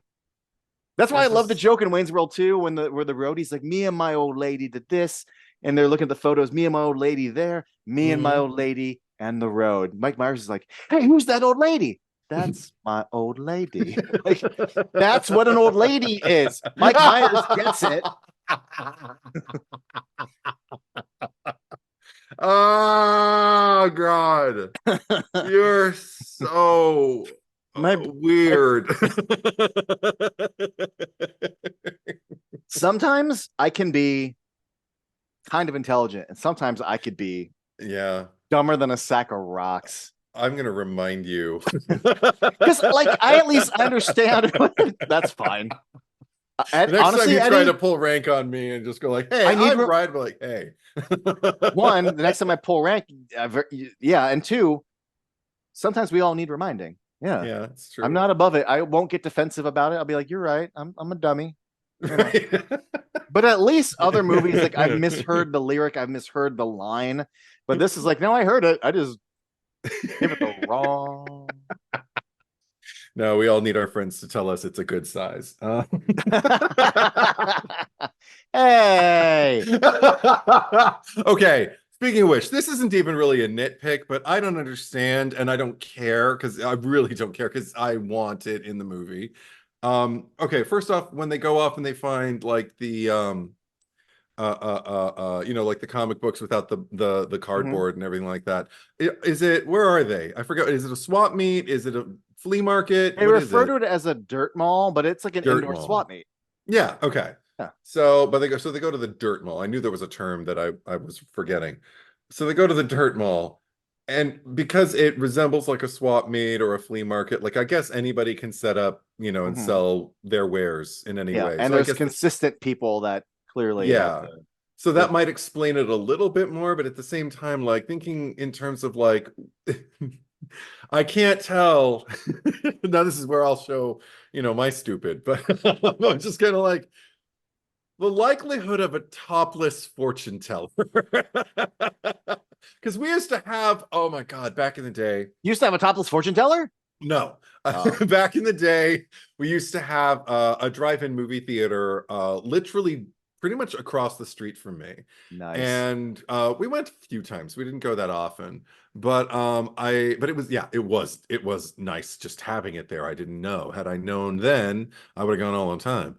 But during the day, it was just vacant. So we would have swap meets there, like out in the open.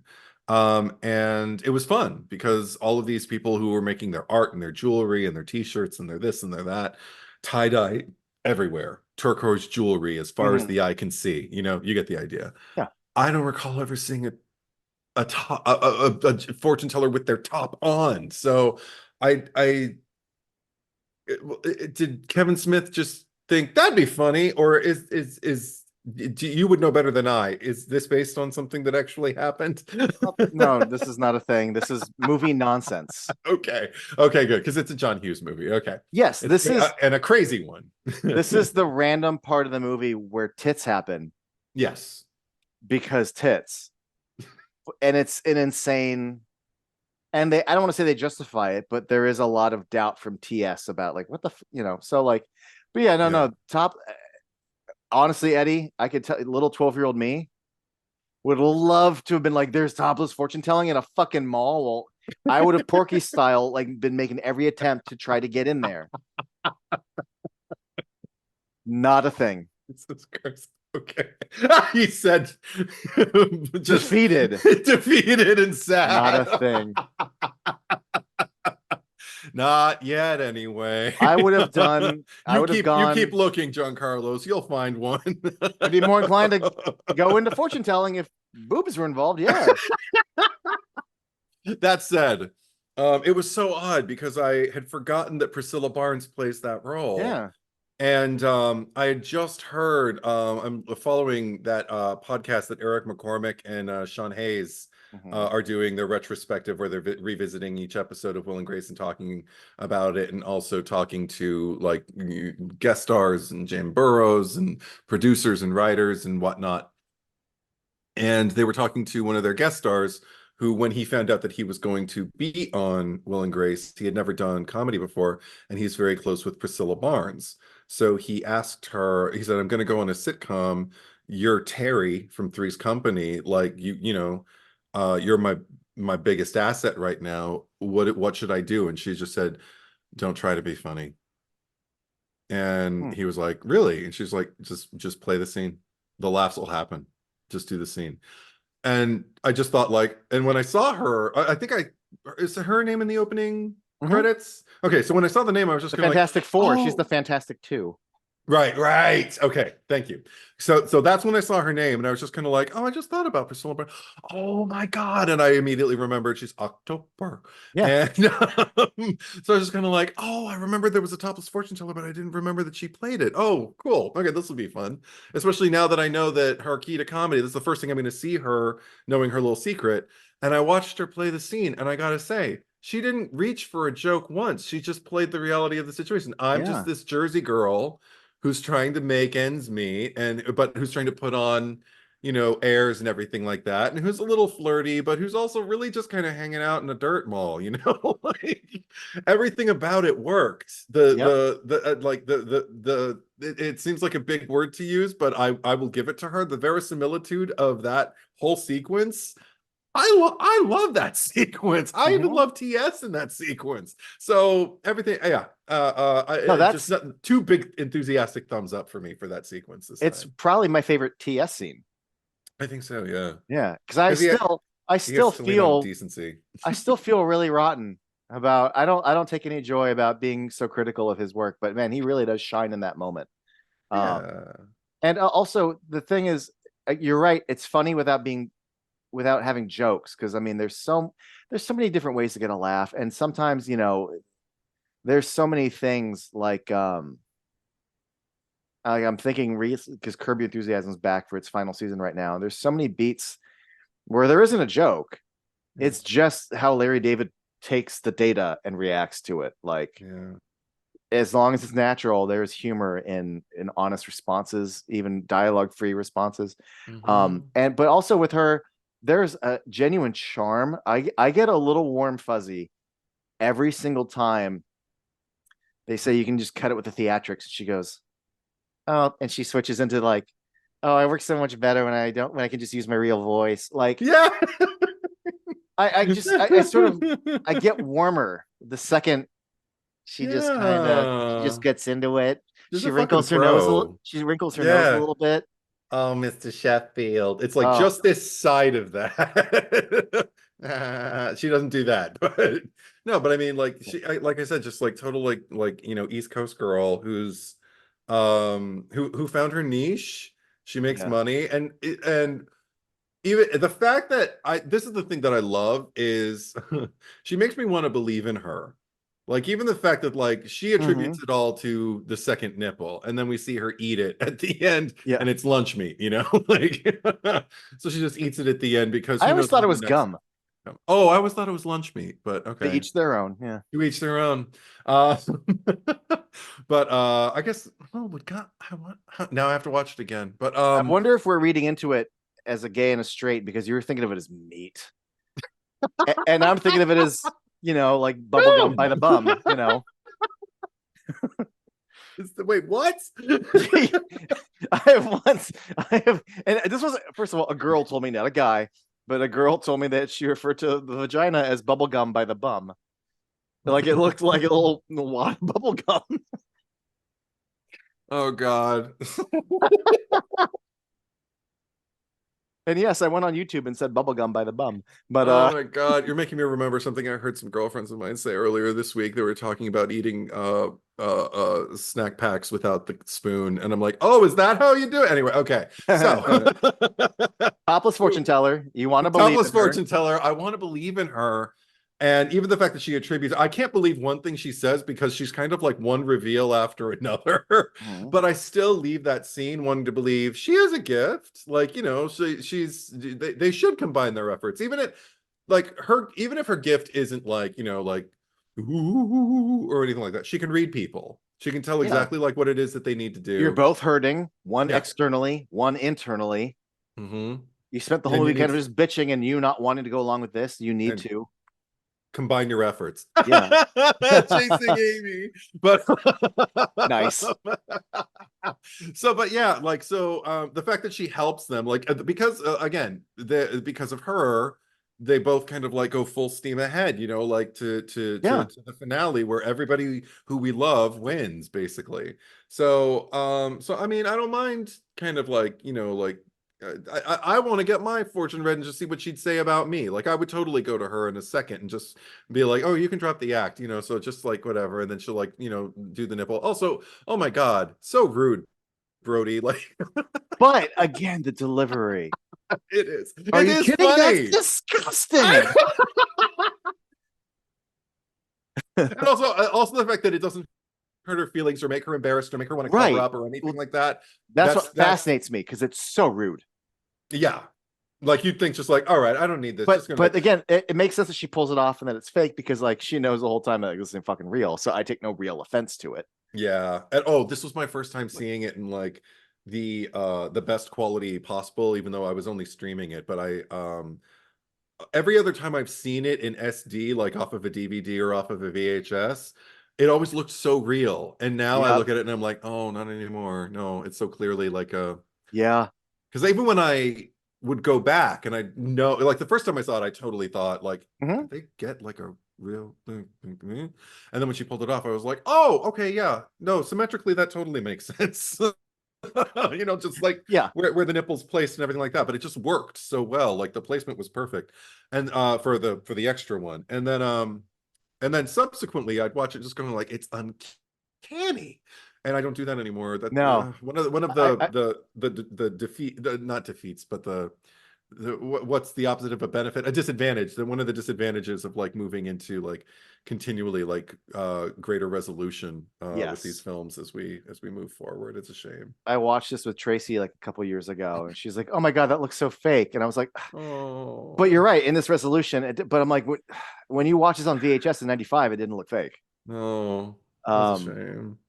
yeah, I think we had a similar thing with Night of the Demons, like Linnea Quigley Linnea with Quigley's artificial breast. When I watched that on mhm. like a 720p DVD, Yeah, I but the know. restoration, Originally, originally it mind looks so blown. real, and now you're like, oh, that's clearly a silicone torso. So much so. Yeah, like even the sheen coming off of it, you're just like, oh, that's a shame, but Yeah. whatever. I mean, the charm remains intact, and I still Oh yeah.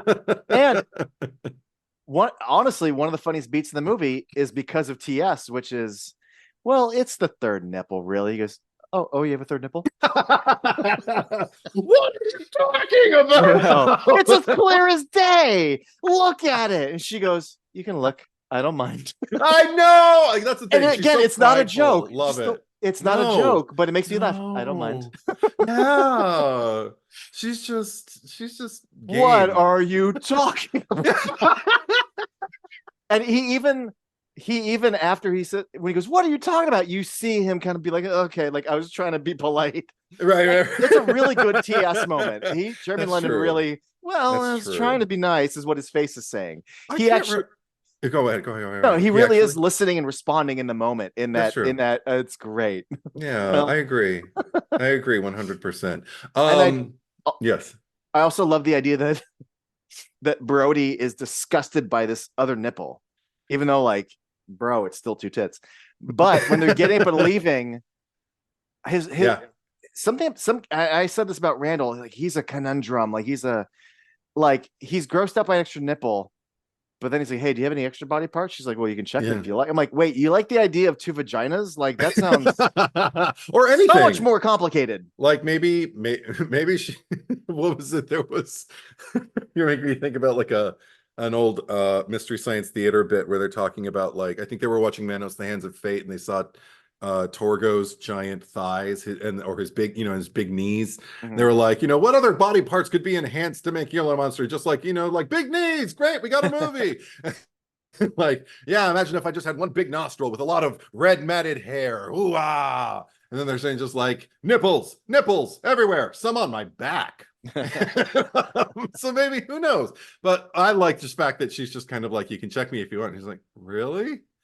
And he's, and it's not, ooh, but it's also not, really? Yeah, It's like, it's a little it's an ooh. open door. It's a creaking open door. And then it's like, Brady or whatever TS says to get him to go with him. You know what But used to always fascinate me about that scene? Not fascinate, but it was like my sticking point. Is at the end of the scene, she opens the curtain and kind of looks out, and I remember yeah, thinking, people have to pay to see those. You're I giving it know. away for free. Like this is a business. What are you doing, lady? I get the blocking of the scene, but like, I used to get so mad at her. I'm like, someone could walk by, and you're I not think charging them. see, I always read it as just even the fact that she like pulls it off while she's so close to it, like somebody can by.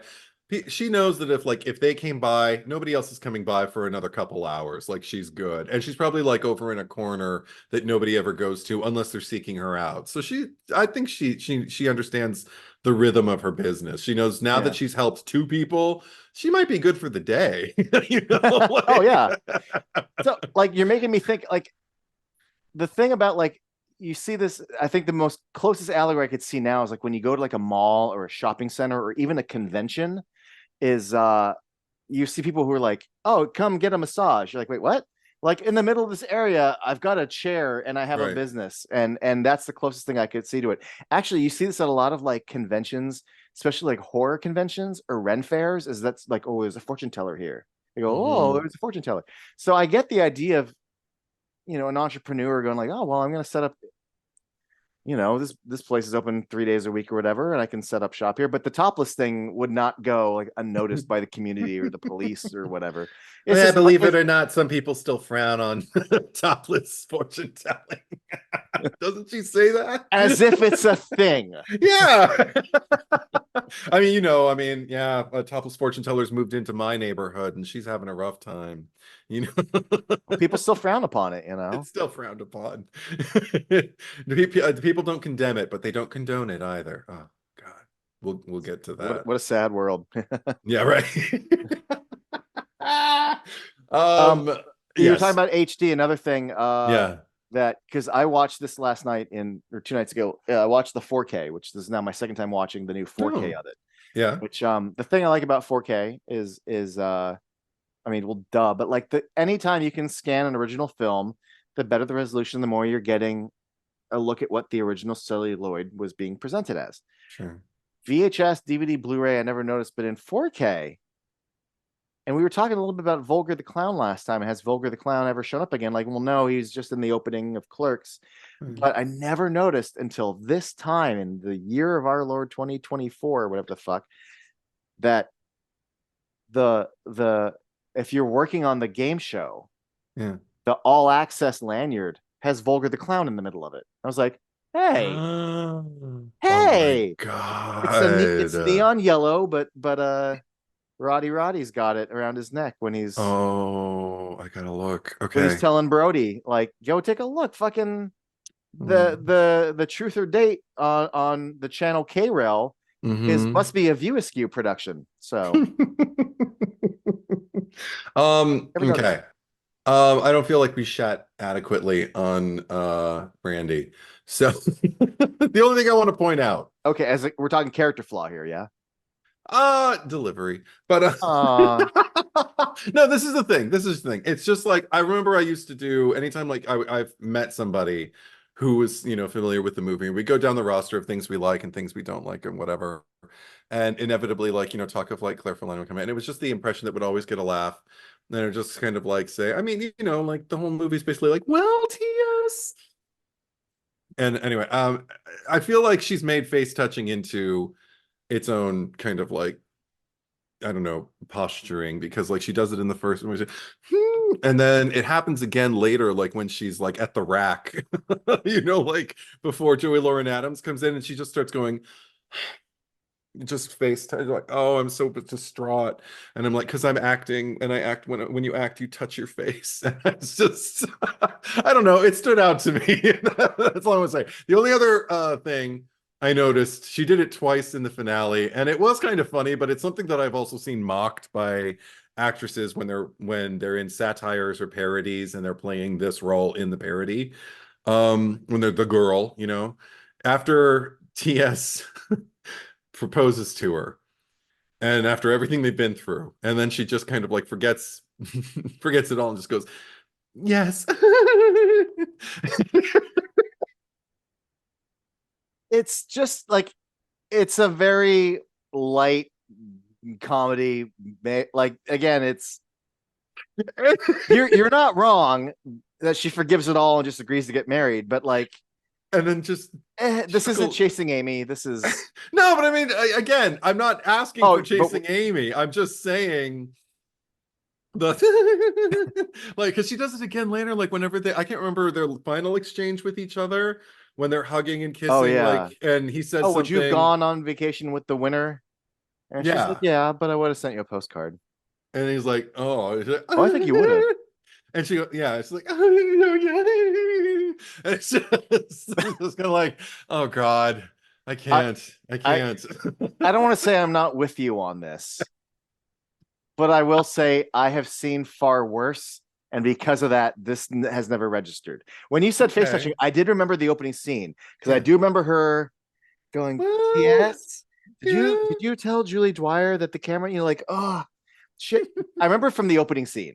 But I feel, that's because she's genuinely upset. But anyway, when you said that, I just kept thinking of fucking Wiley Wiggins and Days Confused, who's just like, oh man, the whole movie.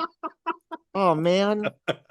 So like that bar, everything underneath it, I just don't notice. That kid touches his face every 10 seconds. Okay. No, I mean, and it's not about frequency. And also your little laugh that you were doing. Yeah. I think it might have been you. I think it might have been when you and Bonnie saw Armageddon. But they land and Liv Tyler's running across the tarmac to Ben Affleck. Yes. And they're like, Daddy died. Daddy's dead. My dad died. Because she's in slow-mo too, so you have to say it slowly. But yeah, I that was my favorite thing to say at the end of that movie. So like that to me dwarfed anything that I could have. I'm just gonna say they make pretty girls do some pretty stupid shit in the 90s, but in movies.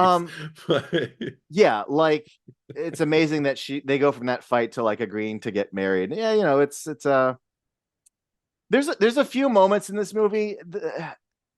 I don't mean this in a shitty way, but I'm like, oh, you could tell a dude wrote this. Oh yeah. No, I have to presume, although it could be wrong, but when she tells TS, like when they're talking about Julie Dwyer, is like, mhm. she had such a weight problem in high school. She had the fattest ass. I'm like, do girls actually refer to other girls having like the fattest? That seems like something a guy wrote. And Yeah. she to me that almost made me judge her as a character more than just as a because she really like commits to the line. I'm like, is it just because like you're so fucking pretty and like thin that you get to like say someone has a fat, like, I don't know. I mean, immediately I can think like Sarah Silverman would have said it better. But there would have been that Sarah Silverman like angle to it, Yeah. you know. But I mean, and so I mean, anyway, Also, and I love that this British girl's doing her version of an American accent. yeah, So it's not the typical. She had the fattest ass. Like it's yes. so. Oh, I love the way she has to Bachelor hit her number American. two. And Yeah. everything in that quasi falsetto too that I appreciate. She's very in her head voice because I think it made her sound more American. But what was I going to say? Oh, but that said, like speaking of the truth or date like situation, oh my God, I was so primed for it this time because I knew it was coming. And then when they're all finally sitting there, I was just kind of like, this. I don't know if it's the centerpiece of the movie, but it could be. There's Mhm. something so delectable about the situation and about like all the information that we've learned about them, like going in. Because that's another thing. This is a case where maybe it's because you have to listen, because you're not looking at anybody, so you have to react off of something. I like TS in that particular sequence, and there's even points where with Brandy, with her point of view, with her discomfort, because here she's just trying to smile and be pretty, do her dad a favor by going on this stupid dating show. And it's supposed to be fun, so she's ready to just dive in and just have some fun, even though she's been crying her eyes out all day, even though we haven't seen that. So, and even though when she says it, I don't believe it. But she's sitting there and she's trying and everything like that. And like when the first time Brody's just like when she says, "We were making whoopee," and he's just like, "What, fucking?" And and I can see her like get uncomfortable, and I'm like, "Oh shit. Oh, dude, abort." Like, this is not cool. You're making her legitimately uncomfortable. Like that works for me. And it just kind of like adds to the tension of it all. I just kind of wish that either she would have realized that it was TS and Brody a lot earlier than she did, or if she just could have been a little bit more in the foreground with it, a little Yeah. bit more like, because there's something about the way she delivers the line, just like, Bachelor number one, your voice sounds familiar. I'm like, no, you should just be suspicious as fuck and just be like, Bachelor number one, your Right. voice sounds familiar. Yeah. The I don't beats know who that they're this is. giving TS and Brody are too big, and they stretch the credulity of the scene. Hmm. And I just sort of let it go because I'm like, oh, it's a movie, it's, well, I mean, No, it's yeah, I'm on no, the ride. it's a movie, in that sense. It's not, I don't want to, I keep saying, well, it's not chasing Amy, but like it is meant to be a little. Yeah. So, but yeah, especially when he goes, yeah, and remember to take your socks off whenever you're making whoopee or whatever, as you said. He hates it Yeah. when you leave him on. I'm like, how does she not Yeah. immediately go, the fuck? Brody. Yeah. Like Dave Seville, Alvin.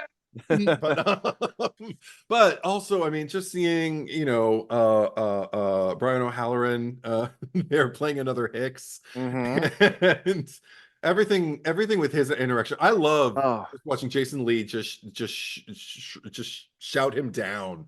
Just like, yeah. what the fuck was that? That was the biggest load of crap I've ever I heard. know. Like, but Also, because he's I mean, trying to be so smooth, well, just here's the sort of thing. like, well, I really, really like, I know Brandon Holloran's big claim to fame is playing Dante, but I think he's so great as playing Gil Hicks. There's nothing yes, about him that feels Dante, and I love, yeah, he's like, I'm gonna take you to an opera, probably Deflator Mouse. I know. And then I'll take you to the beach, and we'll turn on the radio, and we can slow dance till the sun came up. And I'm just like, you're trying, God, Perfect. You're so good at this try guy. Yes, this loser Fuck this. Yeah.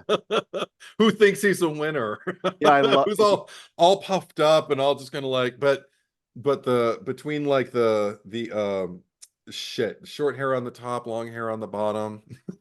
What do you call it? a mullet.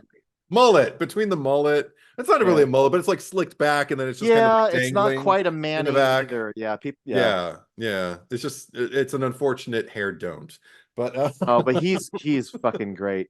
he is. Oh my God. I And yeah. again, this movie came out when I was young and stupid and horny. That when I was hearing Brody tell the story of everyone masturbating on the plane, I literally at 15 was like, "Well, did the people fucking come or what?"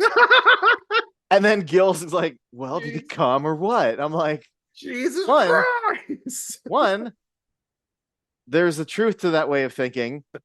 And then two, when I get older, I'm like, oh, I was the fool. But I was Yeah. 15, so I'm supposed to be stupid. I don't think Yeah. that because now you look at it and you're like, yeah, whatever. But There's still, I mean, that's the thing is like I really appreciate just the strange universal truth. Oh, hey, universal yeah. truths that burn through. Like that's why it's a good movie. That's why like I've made my criticisms and I've made, I don't know about comparisons, but I mean I can see like the interesting timeline, like from Clerks to this to Chasing Amy in particular. Um, you can just watch it's like you can see Kevin Smith learning as he goes. And but one of the things that I was so happy to re-embrace with this movie was just the fact that it's a comedy that works. And Mhm. I okay, so the projects that he's been working on to try and get it off the ground, is there anything in on the horizon for Mallrats as we know it now, or is this pretty much like as far as we know it, like where it's all going to end? I mean, it's so ongoing, Yeah, right? Because there was a Mallrats. Well, first of all, way, way, way, way, way back, and I would have loved this. I'm really sad this never happened. Was Mallrats 2 Die Hard in a Mall? oh my God. But one of the logics was like, but if you liked Mallrats 1, you're not getting the same thing again. I'm like, no, that's great. That's Yeah, precisely what I want. Like, and I like the yeah. idea of Brody being fucking John McClane. Like, this sounds fucking awesome. But the fact that that kind of fell by the wayside, I'm like, what a bummer. Because that, like, I love left of center kind of like a Gremlins 2. Like, yeah, of Yeah, course. The logical sequel is now it's an action comedy in a mall. Like, sure. right, Um, but yeah, there was a Mallrats 2, which then at one point skewed with a younger generation, was called Mallbrats. And then that became a TV series that he got the whole cast to do right. verbal commitments to come back for, but then no one Mm-hmm. wanted to pick the show up. And this is kind of like the early days of streaming and the last kind of Mm. cable. Then there was the Twilight of the Mallrats script that really got going in the 2020 pandemic, and he wanted to really include the idea of the malls are gone, like they're Yeah, dying, yeah, and he wanted to include the pandemic as like less people are even shopping. And yeah. I know that script at one point was like he was really like, I'm gonna get this going. And then he had a script for Clerks 3. Was it Clerks 3 or Reboot? Yeah, no, it was after Reboot. And I think it's even a thanks in the credits that like the producer of Clerks 3, like when it came to Clerks 3 or Mallrats 2, because he kept hearing about both. Yeah. She's like, I can get a Clerks 3 made. I think I can get that for you to be your next movie. I can get the money for that. We can make that happen. And so, he's one of those guys kind of like Guillermo del Toro, where he's spinning like 5 plates at once. Sure. So that what's one doesn't work, here's the next one. Mm-hmm. So, I mean, I know that, I mean, this will be airing after it's happened, but for right now, the upcoming Cruise Askew will have a reading of the Mallrats, Twilight of the Mallrats script Oh my as God. one of the things that you can attend. So, I hope it happens. Mm. He keeps pushing for it, and he keeps. Mm-hmm. But there's been a lot of years where he's like, "Hey, we're going to shoot that next year," and then next year comes, and it's not the movie he's shooting. Right, right, right. There was supposed to be, and even like after Clerks 3, I think like Mallrats 2, but then instead the 4:30 movie's happening, and now I think the next Jay and Silent Bob movie's happening. Yeah. So I don't know, but I'd like to see it happen because the one thing about this movie is that I mean, the View Askew, it's always fun to revisit these characters, but outside of the View Askew universe, there's a lot of characters where I'm like, I don't necessarily want to see you 30 years later. I don't think there's a story to tell, or there's nothing gained from me seeing you be old. Hmm. But every time when Brody shows up in Strike Back, when he shows up in Reboot, I'm like, yeah, I can come back to Brody. Yeah, me too. And I wouldn't actually, and there's no reason why, even though he wanted to get like Rooker back and Jeremy London back and all these people, there's no reason why you couldn't have like Alyssa show up, Hmm. or anyone that was from a different movie but is still related. Yeah, yeah. But that's definitely, and especially in Reboot when they established that it's just a throwaway line, but like he and Renee have a kid. Hmm. I'm like, oh well, now I want to meet Brody's. What is Brody's daughter like? Is she a chip off the old block, or is she Mm. not a chip off the old block at all? Yeah. Yeah. So there's material there that I think is worth revisiting. Yeah. Yeah. Yeah, I'd Um, be really curious to see, like, especially because like we got to see where they ended. And I'd like oh, to know, the Tonight Show. What happened with and the that was Tonight Show? no. We'll Strike Back. Strike Back establishes that he's already left the Tonight Show. Oh, okay, I forgot about that. Because in his store he's got an extra large version of the newspaper about like his retirement, I think. Oh, I forgot. Okay, I don't remember seeing So like that. Okay. he did it, he quit. Presumably he took some And of his then, money and he opened a store. yeah, yeah. Okay, Um, I'll, nice. I'll never forget that the trailer showed Renee playing the drums, which I always thought like don't put like that's yeah. I I always guess thought it was Shannon Doherty looking like she was having fun, I guess. sure, like I get it, I don't but know. I and to me I always him coming out of the curtain clearly is a fake ass curtain, Yeah. like on a soundstage. But that really did look like they got to go in for an hour, set up some lights, run a Mhm. little track, push in on the drums, and Right. we're out. It really does look like that set from back then. It Also, does. even though it came out a few years later, for some reason in my head, because Carson left and Leno took over in '92, Mhm. but it's still for some reason, even though it was 3 years later, the second they go, "Hey kid, you ever want to host a talk show?" And he's like, "Yeah." And the fact that Rooker goes, "Him," like like Rooker knows that there's a project, and it felt time. And the second it becomes the Tonight Show, I'm like, I love that. Like to me, the implication was he takes over for Carson, because remember there's that period where we're like, who's going to take over for Carson? Yeah. Who's going to take over for Carson? And even though this is 3 years removed from that, it still felt like it was part of the zeitgeist a bit. Oh, I always got the impression that he was taking over for Leno, who they were just trying to get out anyway, because Uh, no one can be Carson. So let's get this Leno guy. Let's give this young oh, kid because a at the shot. time, Letterman was beating I know. Leno in the Tonight Show. Yeah, and everybody our age liked Letterman better. Oh, I love Letterman. Oh yeah. But and then the turning point, and this is the weird, trivia that I know. Everything turned around after Hugh Grant got the blowjob and when promoting, and so then he went on the Tonight Show and did his whole like, Yeah. well, you could do a good thing, or you could do a bad thing, and I choose to do a bad thing. Is that Everyone, Woody Allen? I would have gone a little more, a little less Sun Yi, and this was a little more. I just remember distinctly. Well, you could do a good thing, or you could do a bad thing, or did a bad thing. You're doing accents is priceless. Because I'm pretty shit at them. Like you remember my terrible Ewan McGregor. Uh-huh. Attack of the Clones. However, anyway, everyone tuned in for Yes. Hugh Grant, Yes. and then everyone stayed tuning in after that. Like that one episode flipped the script. Right. I mean, I could do Jay Leno too if you want. Oh God. Yes, please. Hugh Grant on. Yeah, you got a blowjob. Yeah. Oh my God, it's invading my ears. I don't like it. I don't like it. It's too much I like wish I had a Letterman. All I could do is the hey, would you like to buy a monkey? I was just remember Norm Macdonald with that. And I can't do it, but the way he did it was perfect. Uh-huh. Um, Tacky fever. another thing about this movie I just want to point out is that because they really did sell it on the idea of like it's in a mall, like they're young, it's a mall because people Yeah. still went to the mall then. So much of it is kind of a relationship comedy. It's two guys, lovelorn, broken relationships, Mhm. and then there's some silliness with people running around the mall. But I felt like I don't know if they were obliged to, but I was always fascinated that they actually did like also touch on the fact that we're making a movie like kind of about a mall. Like there's almost like a checklist of like, all right, we're gonna do a gag about being on an escalator.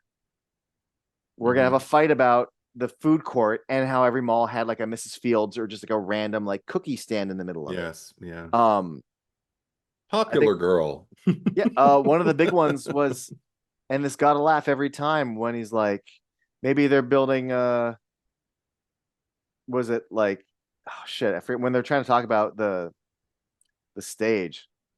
And anyway, he mentions like, no, the Easter Bunny, that's what the Oh, other the Easter mall. Bunny. Yeah. It's been Uh-huh. up since 2 days after Christmas. Yeah. Because everyone remembers like how quickly, like, even now, Oh, God. you go into Michael's and they're selling Christmas stuff in October. It's horrible. Hmm. But anyway, like the all that kind of shit. And also, do you remember this is something that like people who watch this now will just think it's random.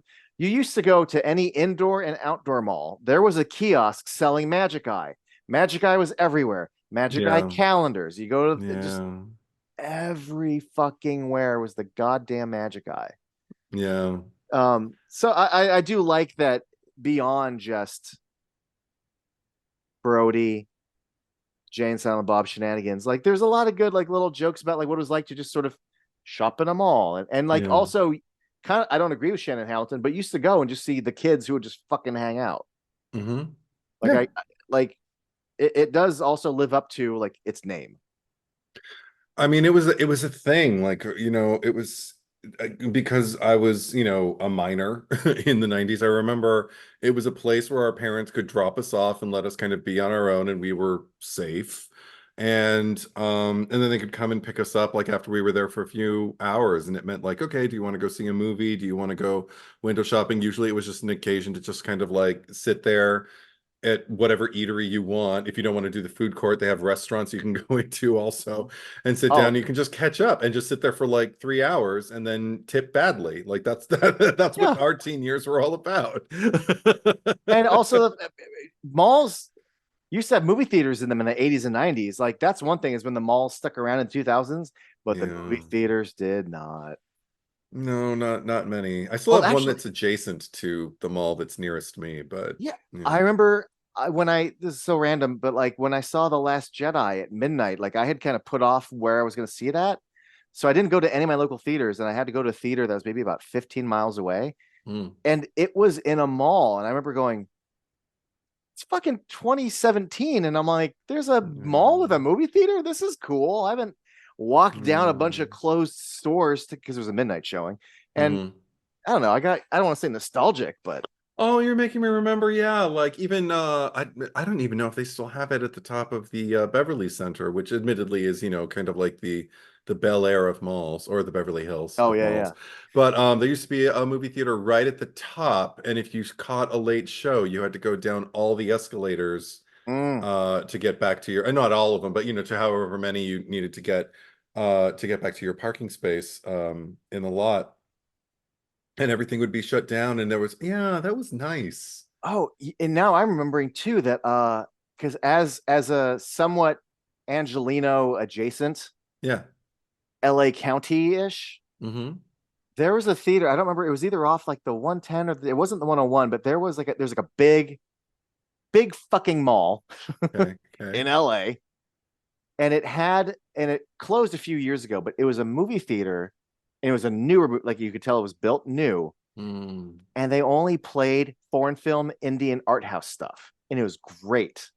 It was like an Alamo Draft House or something, and they had so many cool gimmicks. Like one of the theaters had couches, and you would book your couch. Oh my. God.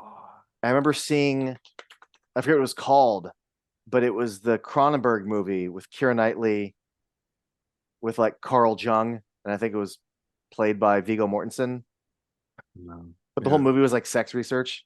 But Okay. anyway, I saw that like on a couch, which was actually like bad because I'm like, oh my god, it makes me want to fall asleep. Yeah, I can't do it. Yeah. I sit Anyway, in the recliners now, and I never recline because I know I'll fall asleep. but it was a really, and it did close a few years ago. I was really sad about that because it was such a cool, Mm. really really high end ritzy art house theater in a mall. Yeah, no, my drive-in got tore down, but then it got replaced, I think within a year or two, with theaters, Pacific Theaters, and then they went out of business, and now it is just nothing. Or maybe it's another movie theater now. AMC didn't buy it out though. I thought it shut down. I say I have no idea. Now we're just talking LA. Yeah, but I miss the mall had a movie like when there was a like the Westminster Mall in Orange County had like a 2 screen or a 4 screen theater, Yeah. and like it was always the same people that, like so I you get like the ticket lady looked like the lady from Goonies. She looked like Mama Fratelli, and we're like, oh, so like Mama Fratelli's working today. And then the guy who returned the tickets, his name was Cecil. And we were always like Cecil, like just because like Cecil and Mama Fratelli, and like you would know that when you were a mall rat and hung out in the mall and watched movies over and hmm over and over again. You'd also know about the sticky floor. That's a rarity these days. Like Oh how yeah. many movie theaters would you go into and your feet are sticking to the floor because of the spilled sodas that they don't They mop don't. up after, and yeah, and all the candy that's just kind of like melded into it and everything. So you just got this like glycemic kind of, I don't know, bath that your feet, like, like you couldn't wear your corduroy shoes in Uh-huh. that theater because you would just stick to it. But yeah, I I sort remember of I that. sort of miss that from some movies, some movie theaters I, in a I mean, weird way. I sat in one where it happened, and I was nostalgic enough to appreciate it rather than be disgusted by it. It was in somewhat recent years. I don't remember exactly where I was, but I just remember like stepping down and going, "Oh, I haven't felt this sensation in a while." Aw. Remember when all the theaters were like this? It's a weird thing because it's gross, like I mean I should just be like, "Ew, this is crap. This is nothing like it." But at the same time, like I don't know. It makes me think about a time where we just accepted that. That was part and Yes. parcel of going to the movies. Yeah. Yeah. I used to Yeah. go to the New Beverly in the Mm. early 2000s Mm. before Quentin Tarantino bought it and refurbished it. Oh. And I don't know, I've maybe it's because it's nice. I've never been in since maybe 2003 or 2004. So like 20 years. Yeah. And part of me was like, but this is a true one of the last true grindhouse theaters Yeah. where the seats were shitty and sometimes random scumbags would show up. Hmm. And I'll never forget that there was a chair that had a spring sticking out and it ripped my pants. That was the kind of theater it was. And then he told me like, "Oh, we fixed it." I'm like, I kind of want a seat to rip my pants. That's the charm of this place." Yeah. And also, oh Anyway, God, but the sizes of the screens. if from what I Yeah. understand, the New Beverly is pretty cool, and I should go at some point, but I clearly We haven't. should go. We should go see something. Yeah. Okay, you heard it here, everybody. We're gonna go. We're gonna go. We're gonna Um, go see something, and maybe we'll talk about it on this. can I just bring it? It's not, I hate to just quote a thing, but like, Go for it. and I talked about this a lot in Clerks when yeah, I'd make other people watch this. Hmm. And what's great is a room full of people or just one person. It didn't matter the age. I made my parents watch this. Well, separately, I made my dad watch it. Mm. Um, and but what I'm getting at is every age, no matter what, it may not be a cup of tea, but this one thing, and it's not even a big joke, it's not even a big gag. Delivery when it kills. Wow, she calls you callow in here. Say that like it's a bad thing. Well, it means frightened and weak-willed. Shit. That was the only part of the letter I thought was complimentary. Fucking kills. And it's not it's kind of a funny little Oh, thing, but my dad audibly went and just started laughing. Yeah. And my dad didn't always laugh out loud at stuff, but like that really got him. Yeah. And I love how lost in the moment he was like, he really means it. Like, shit. Like he really thought, Yeah. like, hey, at the very Yeah. least, like you're callow. Like, oh, okay. And it got to him. It got to him. It's like, oh Yeah. man. That's what I love about Jason. For all the bravado and bluster that Brody has, he does show like how things get to him, and I love that things can get to him. Me too. Yeah. Yeah. And the While odd thing also being is, a pig about, like, well, I farted in front of Renee. Well, she was going down on me at the time. Like, well, even the fact that like, okay, the fact that he knew this thing about his hand, about the stink palm, and I was just kind of like, so this isn't the first time you've done this. This isn't even the second or third time you've done this. This is kind of like a thing you just haven't shared with TS yet because, who just didn't come up, I guess, because you would have brought it up otherwise. But but and then he waits an extremely long time, I think, in my opinion, to ask, I don't even get to wash my hand. I'm like, come on. I mean, we're living in a post-pandemic world too, also. So like I'm just thinking hand sanitizer right. just as as a what's the word, like a pacifier, just to get you from A to B. So before you get to the bathroom and you can wash your hands. So I'm just like wondering, when did he wash his hand? It doesn't bother me for like the rest of the movie or anything like Right. that, Because but the movie's like, we're going to forget about it. But, yeah, and I did. well, Yeah, like and it's, good job movie. see, my takeaway from that exact exchange was, but in your own monologue, you said washing your hand was still going to, so who cares? Like, it's still going to be there. Also it makes Like me you think like, yourself said. it just makes me think like, okay, then Brody's sexual gray area is probably less gray than Randall's because he's got straight man ass. Yeah. It's a swampy Like if it's swamp. that bad, like if like I mean, yeah, if it's that Yeah. like that bad, oh shit. And it just makes me think again, oh. Yeah. No, he doesn't skip a meal and douche and, shave or anything. It's probably a big old It made me start wondering mess. even just about like Jason Lee like doing the scene, like if he just put his hand down his pants or if he actually committed to the bit and shoved his hand down the crack of his ass.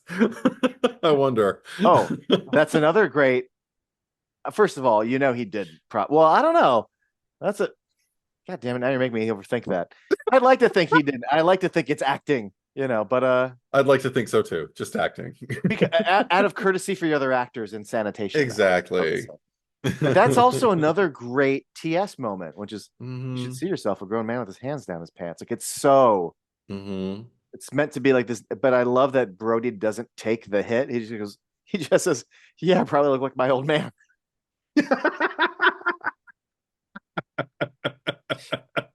Which tells me so much about like how he ended up the way he is. Yeah. Um, Oh boy. and again, I it's one of the little things is how much there was a period where Kevin had to like backpedal and apologize for this movie, and then over the years really embrace it.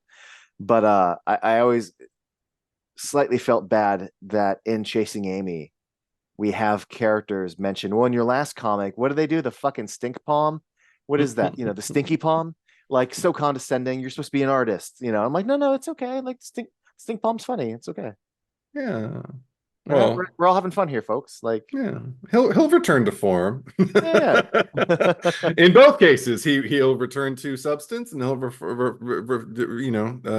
then go back to eventually like there will be something for everybody. Sure. But even with this movie, I feel like there's something for almost everybody. Like I'd be comfortable recommending this to a great many people. Like if I don't recommend this movie to you, then I probably don't like you.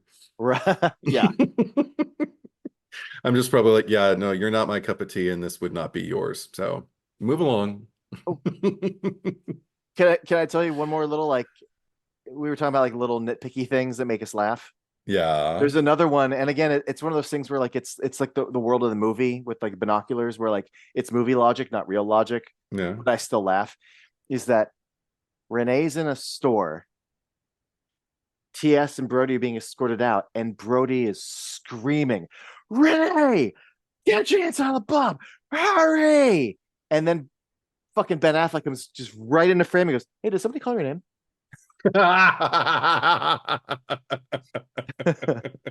As if he was like around the corner and down the hall and behind a door, and not Mhm. in the same fucking space she is. It just makes him look like a moron. Like, wait, did someone call your name? Yeah, right.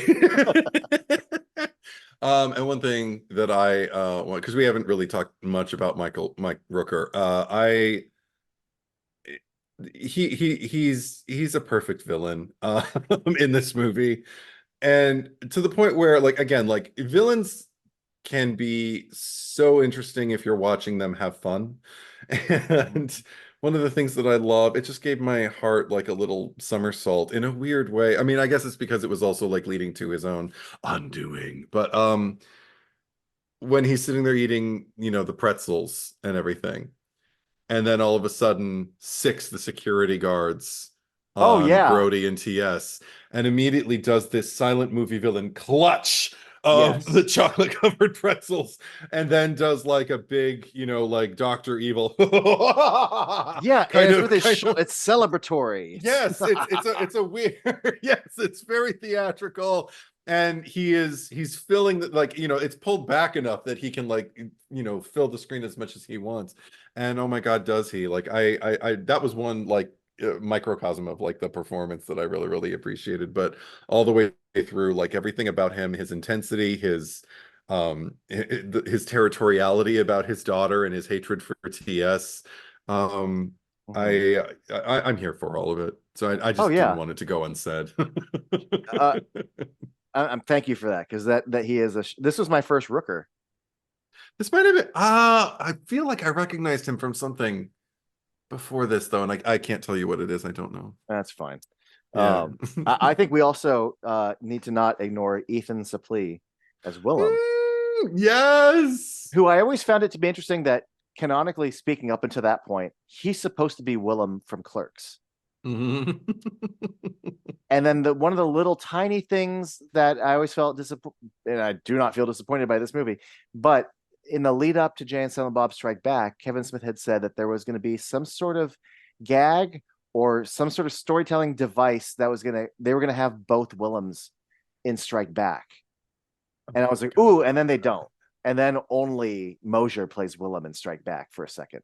Hmm. But I always wanted, it's like, to me, there's a mystery. Like, it's not just recasting. There's like something to it. Like, are they supposed to be like twins, or I don't, like long lost cut? I don't know. But anyway, um, you want to talk about a guy who knows how to sell a yell. It's perfect. And I'm not even talking about you know what? There is no Easter Bunny. That's just a guy in a suit. Yeah, I but don't you're even mean talking that. You know, about, you know what my favorite one is? which one's your favorite? And it's so pure. This is when you show up and commit. Is after everyone going, oh, look, a sailboat. Is when Yes. Stan Lee walks by and goes, oh, a sailboat. And he just stops, looks down, and then reels back, goes, oh, and it's coming from Yeah, it. yeah, yeah. Oh, it just Hmm. bellows. And he's still there when he's up against like the scaffolding. Yeah. Like, "That's what it is." And honestly, for such a funny movie, that degree of exasperation. Yeah. I mean, he's selling. I mean, he's not playing it as a gag. It is a gag, but he's making it work, because I really believe he's at his fucking end of his rope. Yeah. But on top of that, he has this reading in the movie. It's actually, to me, not funny, and because it's so serious, it becomes hilarious. Okay. But it's after everything's kind of deflated with the TV show, and Jay and Mhm. Silent Bob are walking, and they start on the shot of him just going, Yeah. "What the Yeah. hell is wrong with me?" Yeah. It's so sad and tragic that it kills me. Yeah. Fuck, it's so good. And the Also, one, yeah, yeah. like I also there's certain stereotypes, or just little things like, especially in the 90s, women would be referred to like as a bitch and something, and Mm. guys, what an asshole. But I always loved in Ferris Bueller that she's like, what a little asshole. I'm like, you never see girls get called assholes, and then you start seeing guys getting called you bitch, and I just remember going like, this is. I love seeing things that you would never normally, and now like guys get called bitches all the time, but it didn't used to Yeah. always be that way. So I say that because you normally don't ever look at a child and go, you dumb bastard. I was just gonna say, like, I was waiting for that one. I was just because I couldn't remember, like, is it asshole? Is it dumb? You Like, dumb you dumb bastard. bastard. When he said it, I was just gonna like, there it is. The fact that he's saying And the it, fact that like and he's he's on wrong. top, that Yeah. like you are wrong and I get to be right. And it's Yeah. fuck, it's so good. And then they point out to him that the schooner is a sailboat. Oh my God. No, again, like he's one of those. See, this Oh, is like a frothier version of like things that had already been planted in Clerks as far as like these peripheral characters that all seem to be like living in their own existential crisis. Like they only have one purpose. yes. And but there's something about the backdrop and the life that's infused like in I guess like the color even like on screen that makes it's still existential, but it's existential in a more vaudevillian way maybe, because he feels like that vaudevillian character who he'll eternally Mm, be like walking by carrying like a magic eye poster just like going yeah. and then just walk out and people go like he's back, and they'll applaud by the end No, because they he love that guy. absolutely is like a tragic existential, like it's Mm-hmm. theater. It's and it goes back to like the Greeks. Like he is a classic The gods are laughing tragedy. at him. The gods are Yes. laughing at him. He's Job.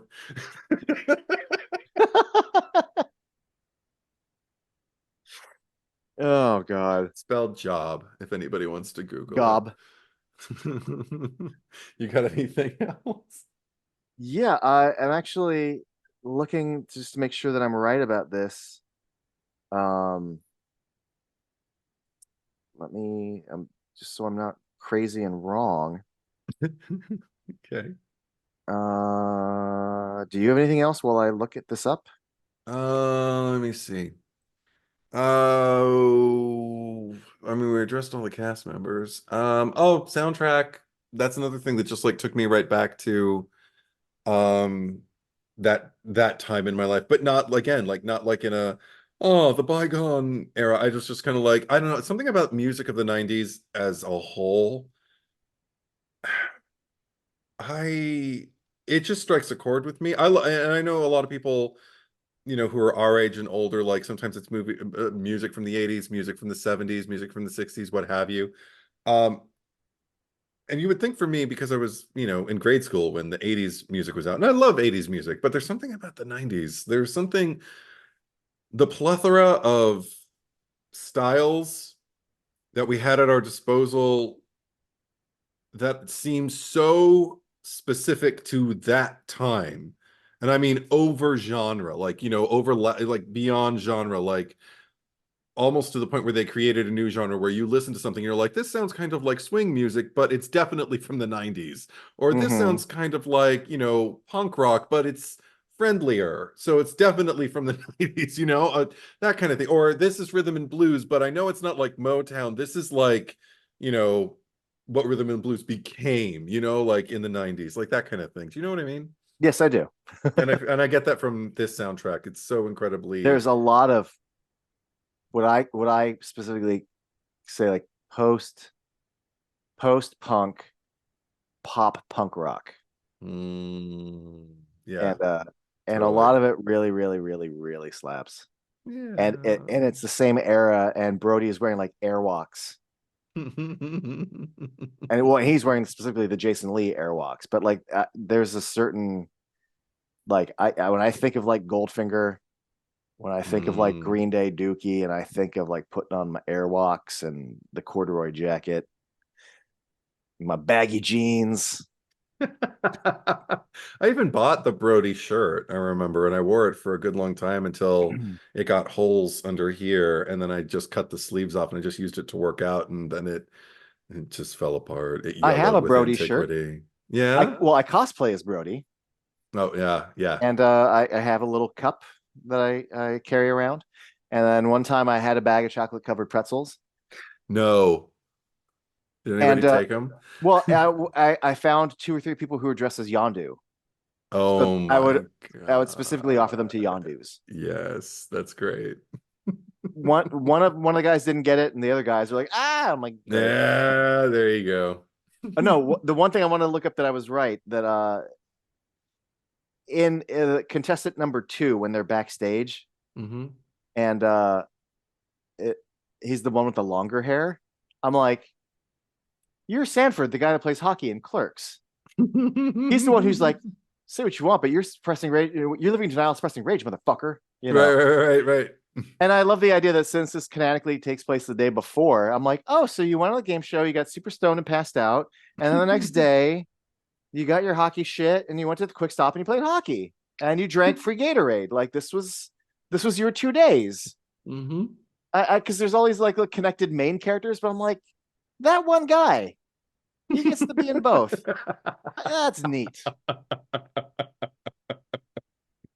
And Yeah. I'll always love that guy because in this movie specifically, uh while Jay's like telling you should be nervous, I got something like you, relax as hell, and he tries, but he like flinches, and he also kind of laughs, but he doesn't stay in it because he still says his next line as if a stranger didn't just try to use saliva to fix his eyebrow, which to me Sure. almost makes it charming that like it's kind of like when Jim Carrey puts on the mask and like people want to dance, like he just sort of goes with Jay, like, "Oh yeah, what do you have?" Like, "Oh, I have weed." And it's like, "Oh yeah, this magical little boy is trying to fix my eyebrows and promising me weed." And like there's a charm to his performance. It should be a bug, but instead it's a feature, not a bug. I like that. Yeah. I don't know if there's anything else off the top of my head that I can come up with. My eyes are swelling shut. Uh You got anything else? nothing real. Nothing. Nothing, just little bullshit. We can just wrap it up. Bullshit. If it's not real, then I mean, it's just, yeah. you Really, maybe I'll give you a casual observation. The fact okay. that they talk about how like they're bringing back this dating game show like from the 70s, and like why don't they remake it? And he even says like, "Oh, they're just trying to corner the 90s youth with regurgitating like 70s staple television." I'm like, I don't know if anyone who watches this movie now would know that, but like in the 90s, Mhm. everything from the 70s was being rebooted and like given Yeah, to us. Like they yeah. were pandering to like the edge of like the boomer generation, and like Uh-huh. we were getting the Brady Bunch movie, and like just remember the 70s, remember the 70s, remember the Mm-hmm. 70s. So like that was really relevant Yeah. when Mallrats came out. And the same thing happened in the 70s with the 50s. Mm-hmm. We got like American Graffiti, and we got Grease, Grease. and we got Yeah. yeah, we got all over the place. Crazy, Happy crazy, crazy. Days. Laverne and Shirley. Yeah. Oh dear. Yeah, but there's a lot of little things. I don't say that they don't age well, but like they have they're signposts for people our age to go like, "Oh yeah, they did try to make a lot of 70s bullshit in the 90s, didn't Rug munchers. they?" Stupid stores. It was Popular Girl, and what was the one where Shannon worked at? Fashionable male. Fashionable Male. That's right. And then And I there's remember there's thinking, buy me toys. right. Yeah. And the cookie place. What was the Yeah. cookie place called? I don't remember. I know there's a little sign back there, but I don't Yeah, because they remember. went And there and then it was there's called real something. stores. Yeah. Like I loved seeing the B. Daltons, but my favorite Oh, is when they're talking to Trish the Dish and they're outside of a Sam Goody. Of yeah, honest to see, God mall music store they would walk in. see, I now I'm miss. depressed. Yeah. Well, thanks for watching, everybody. No, see, that was usually like, if not the first place I'd go, like the Sam Goody and the Suncoast. It was, I definitely would make my way there. Remember, oh my God, do you remember Natural Wonders? Yeah. Oh my God. Oh, What were goofy we little shit. Yeah, what were we doing in there? There were rain sticks and Hmm.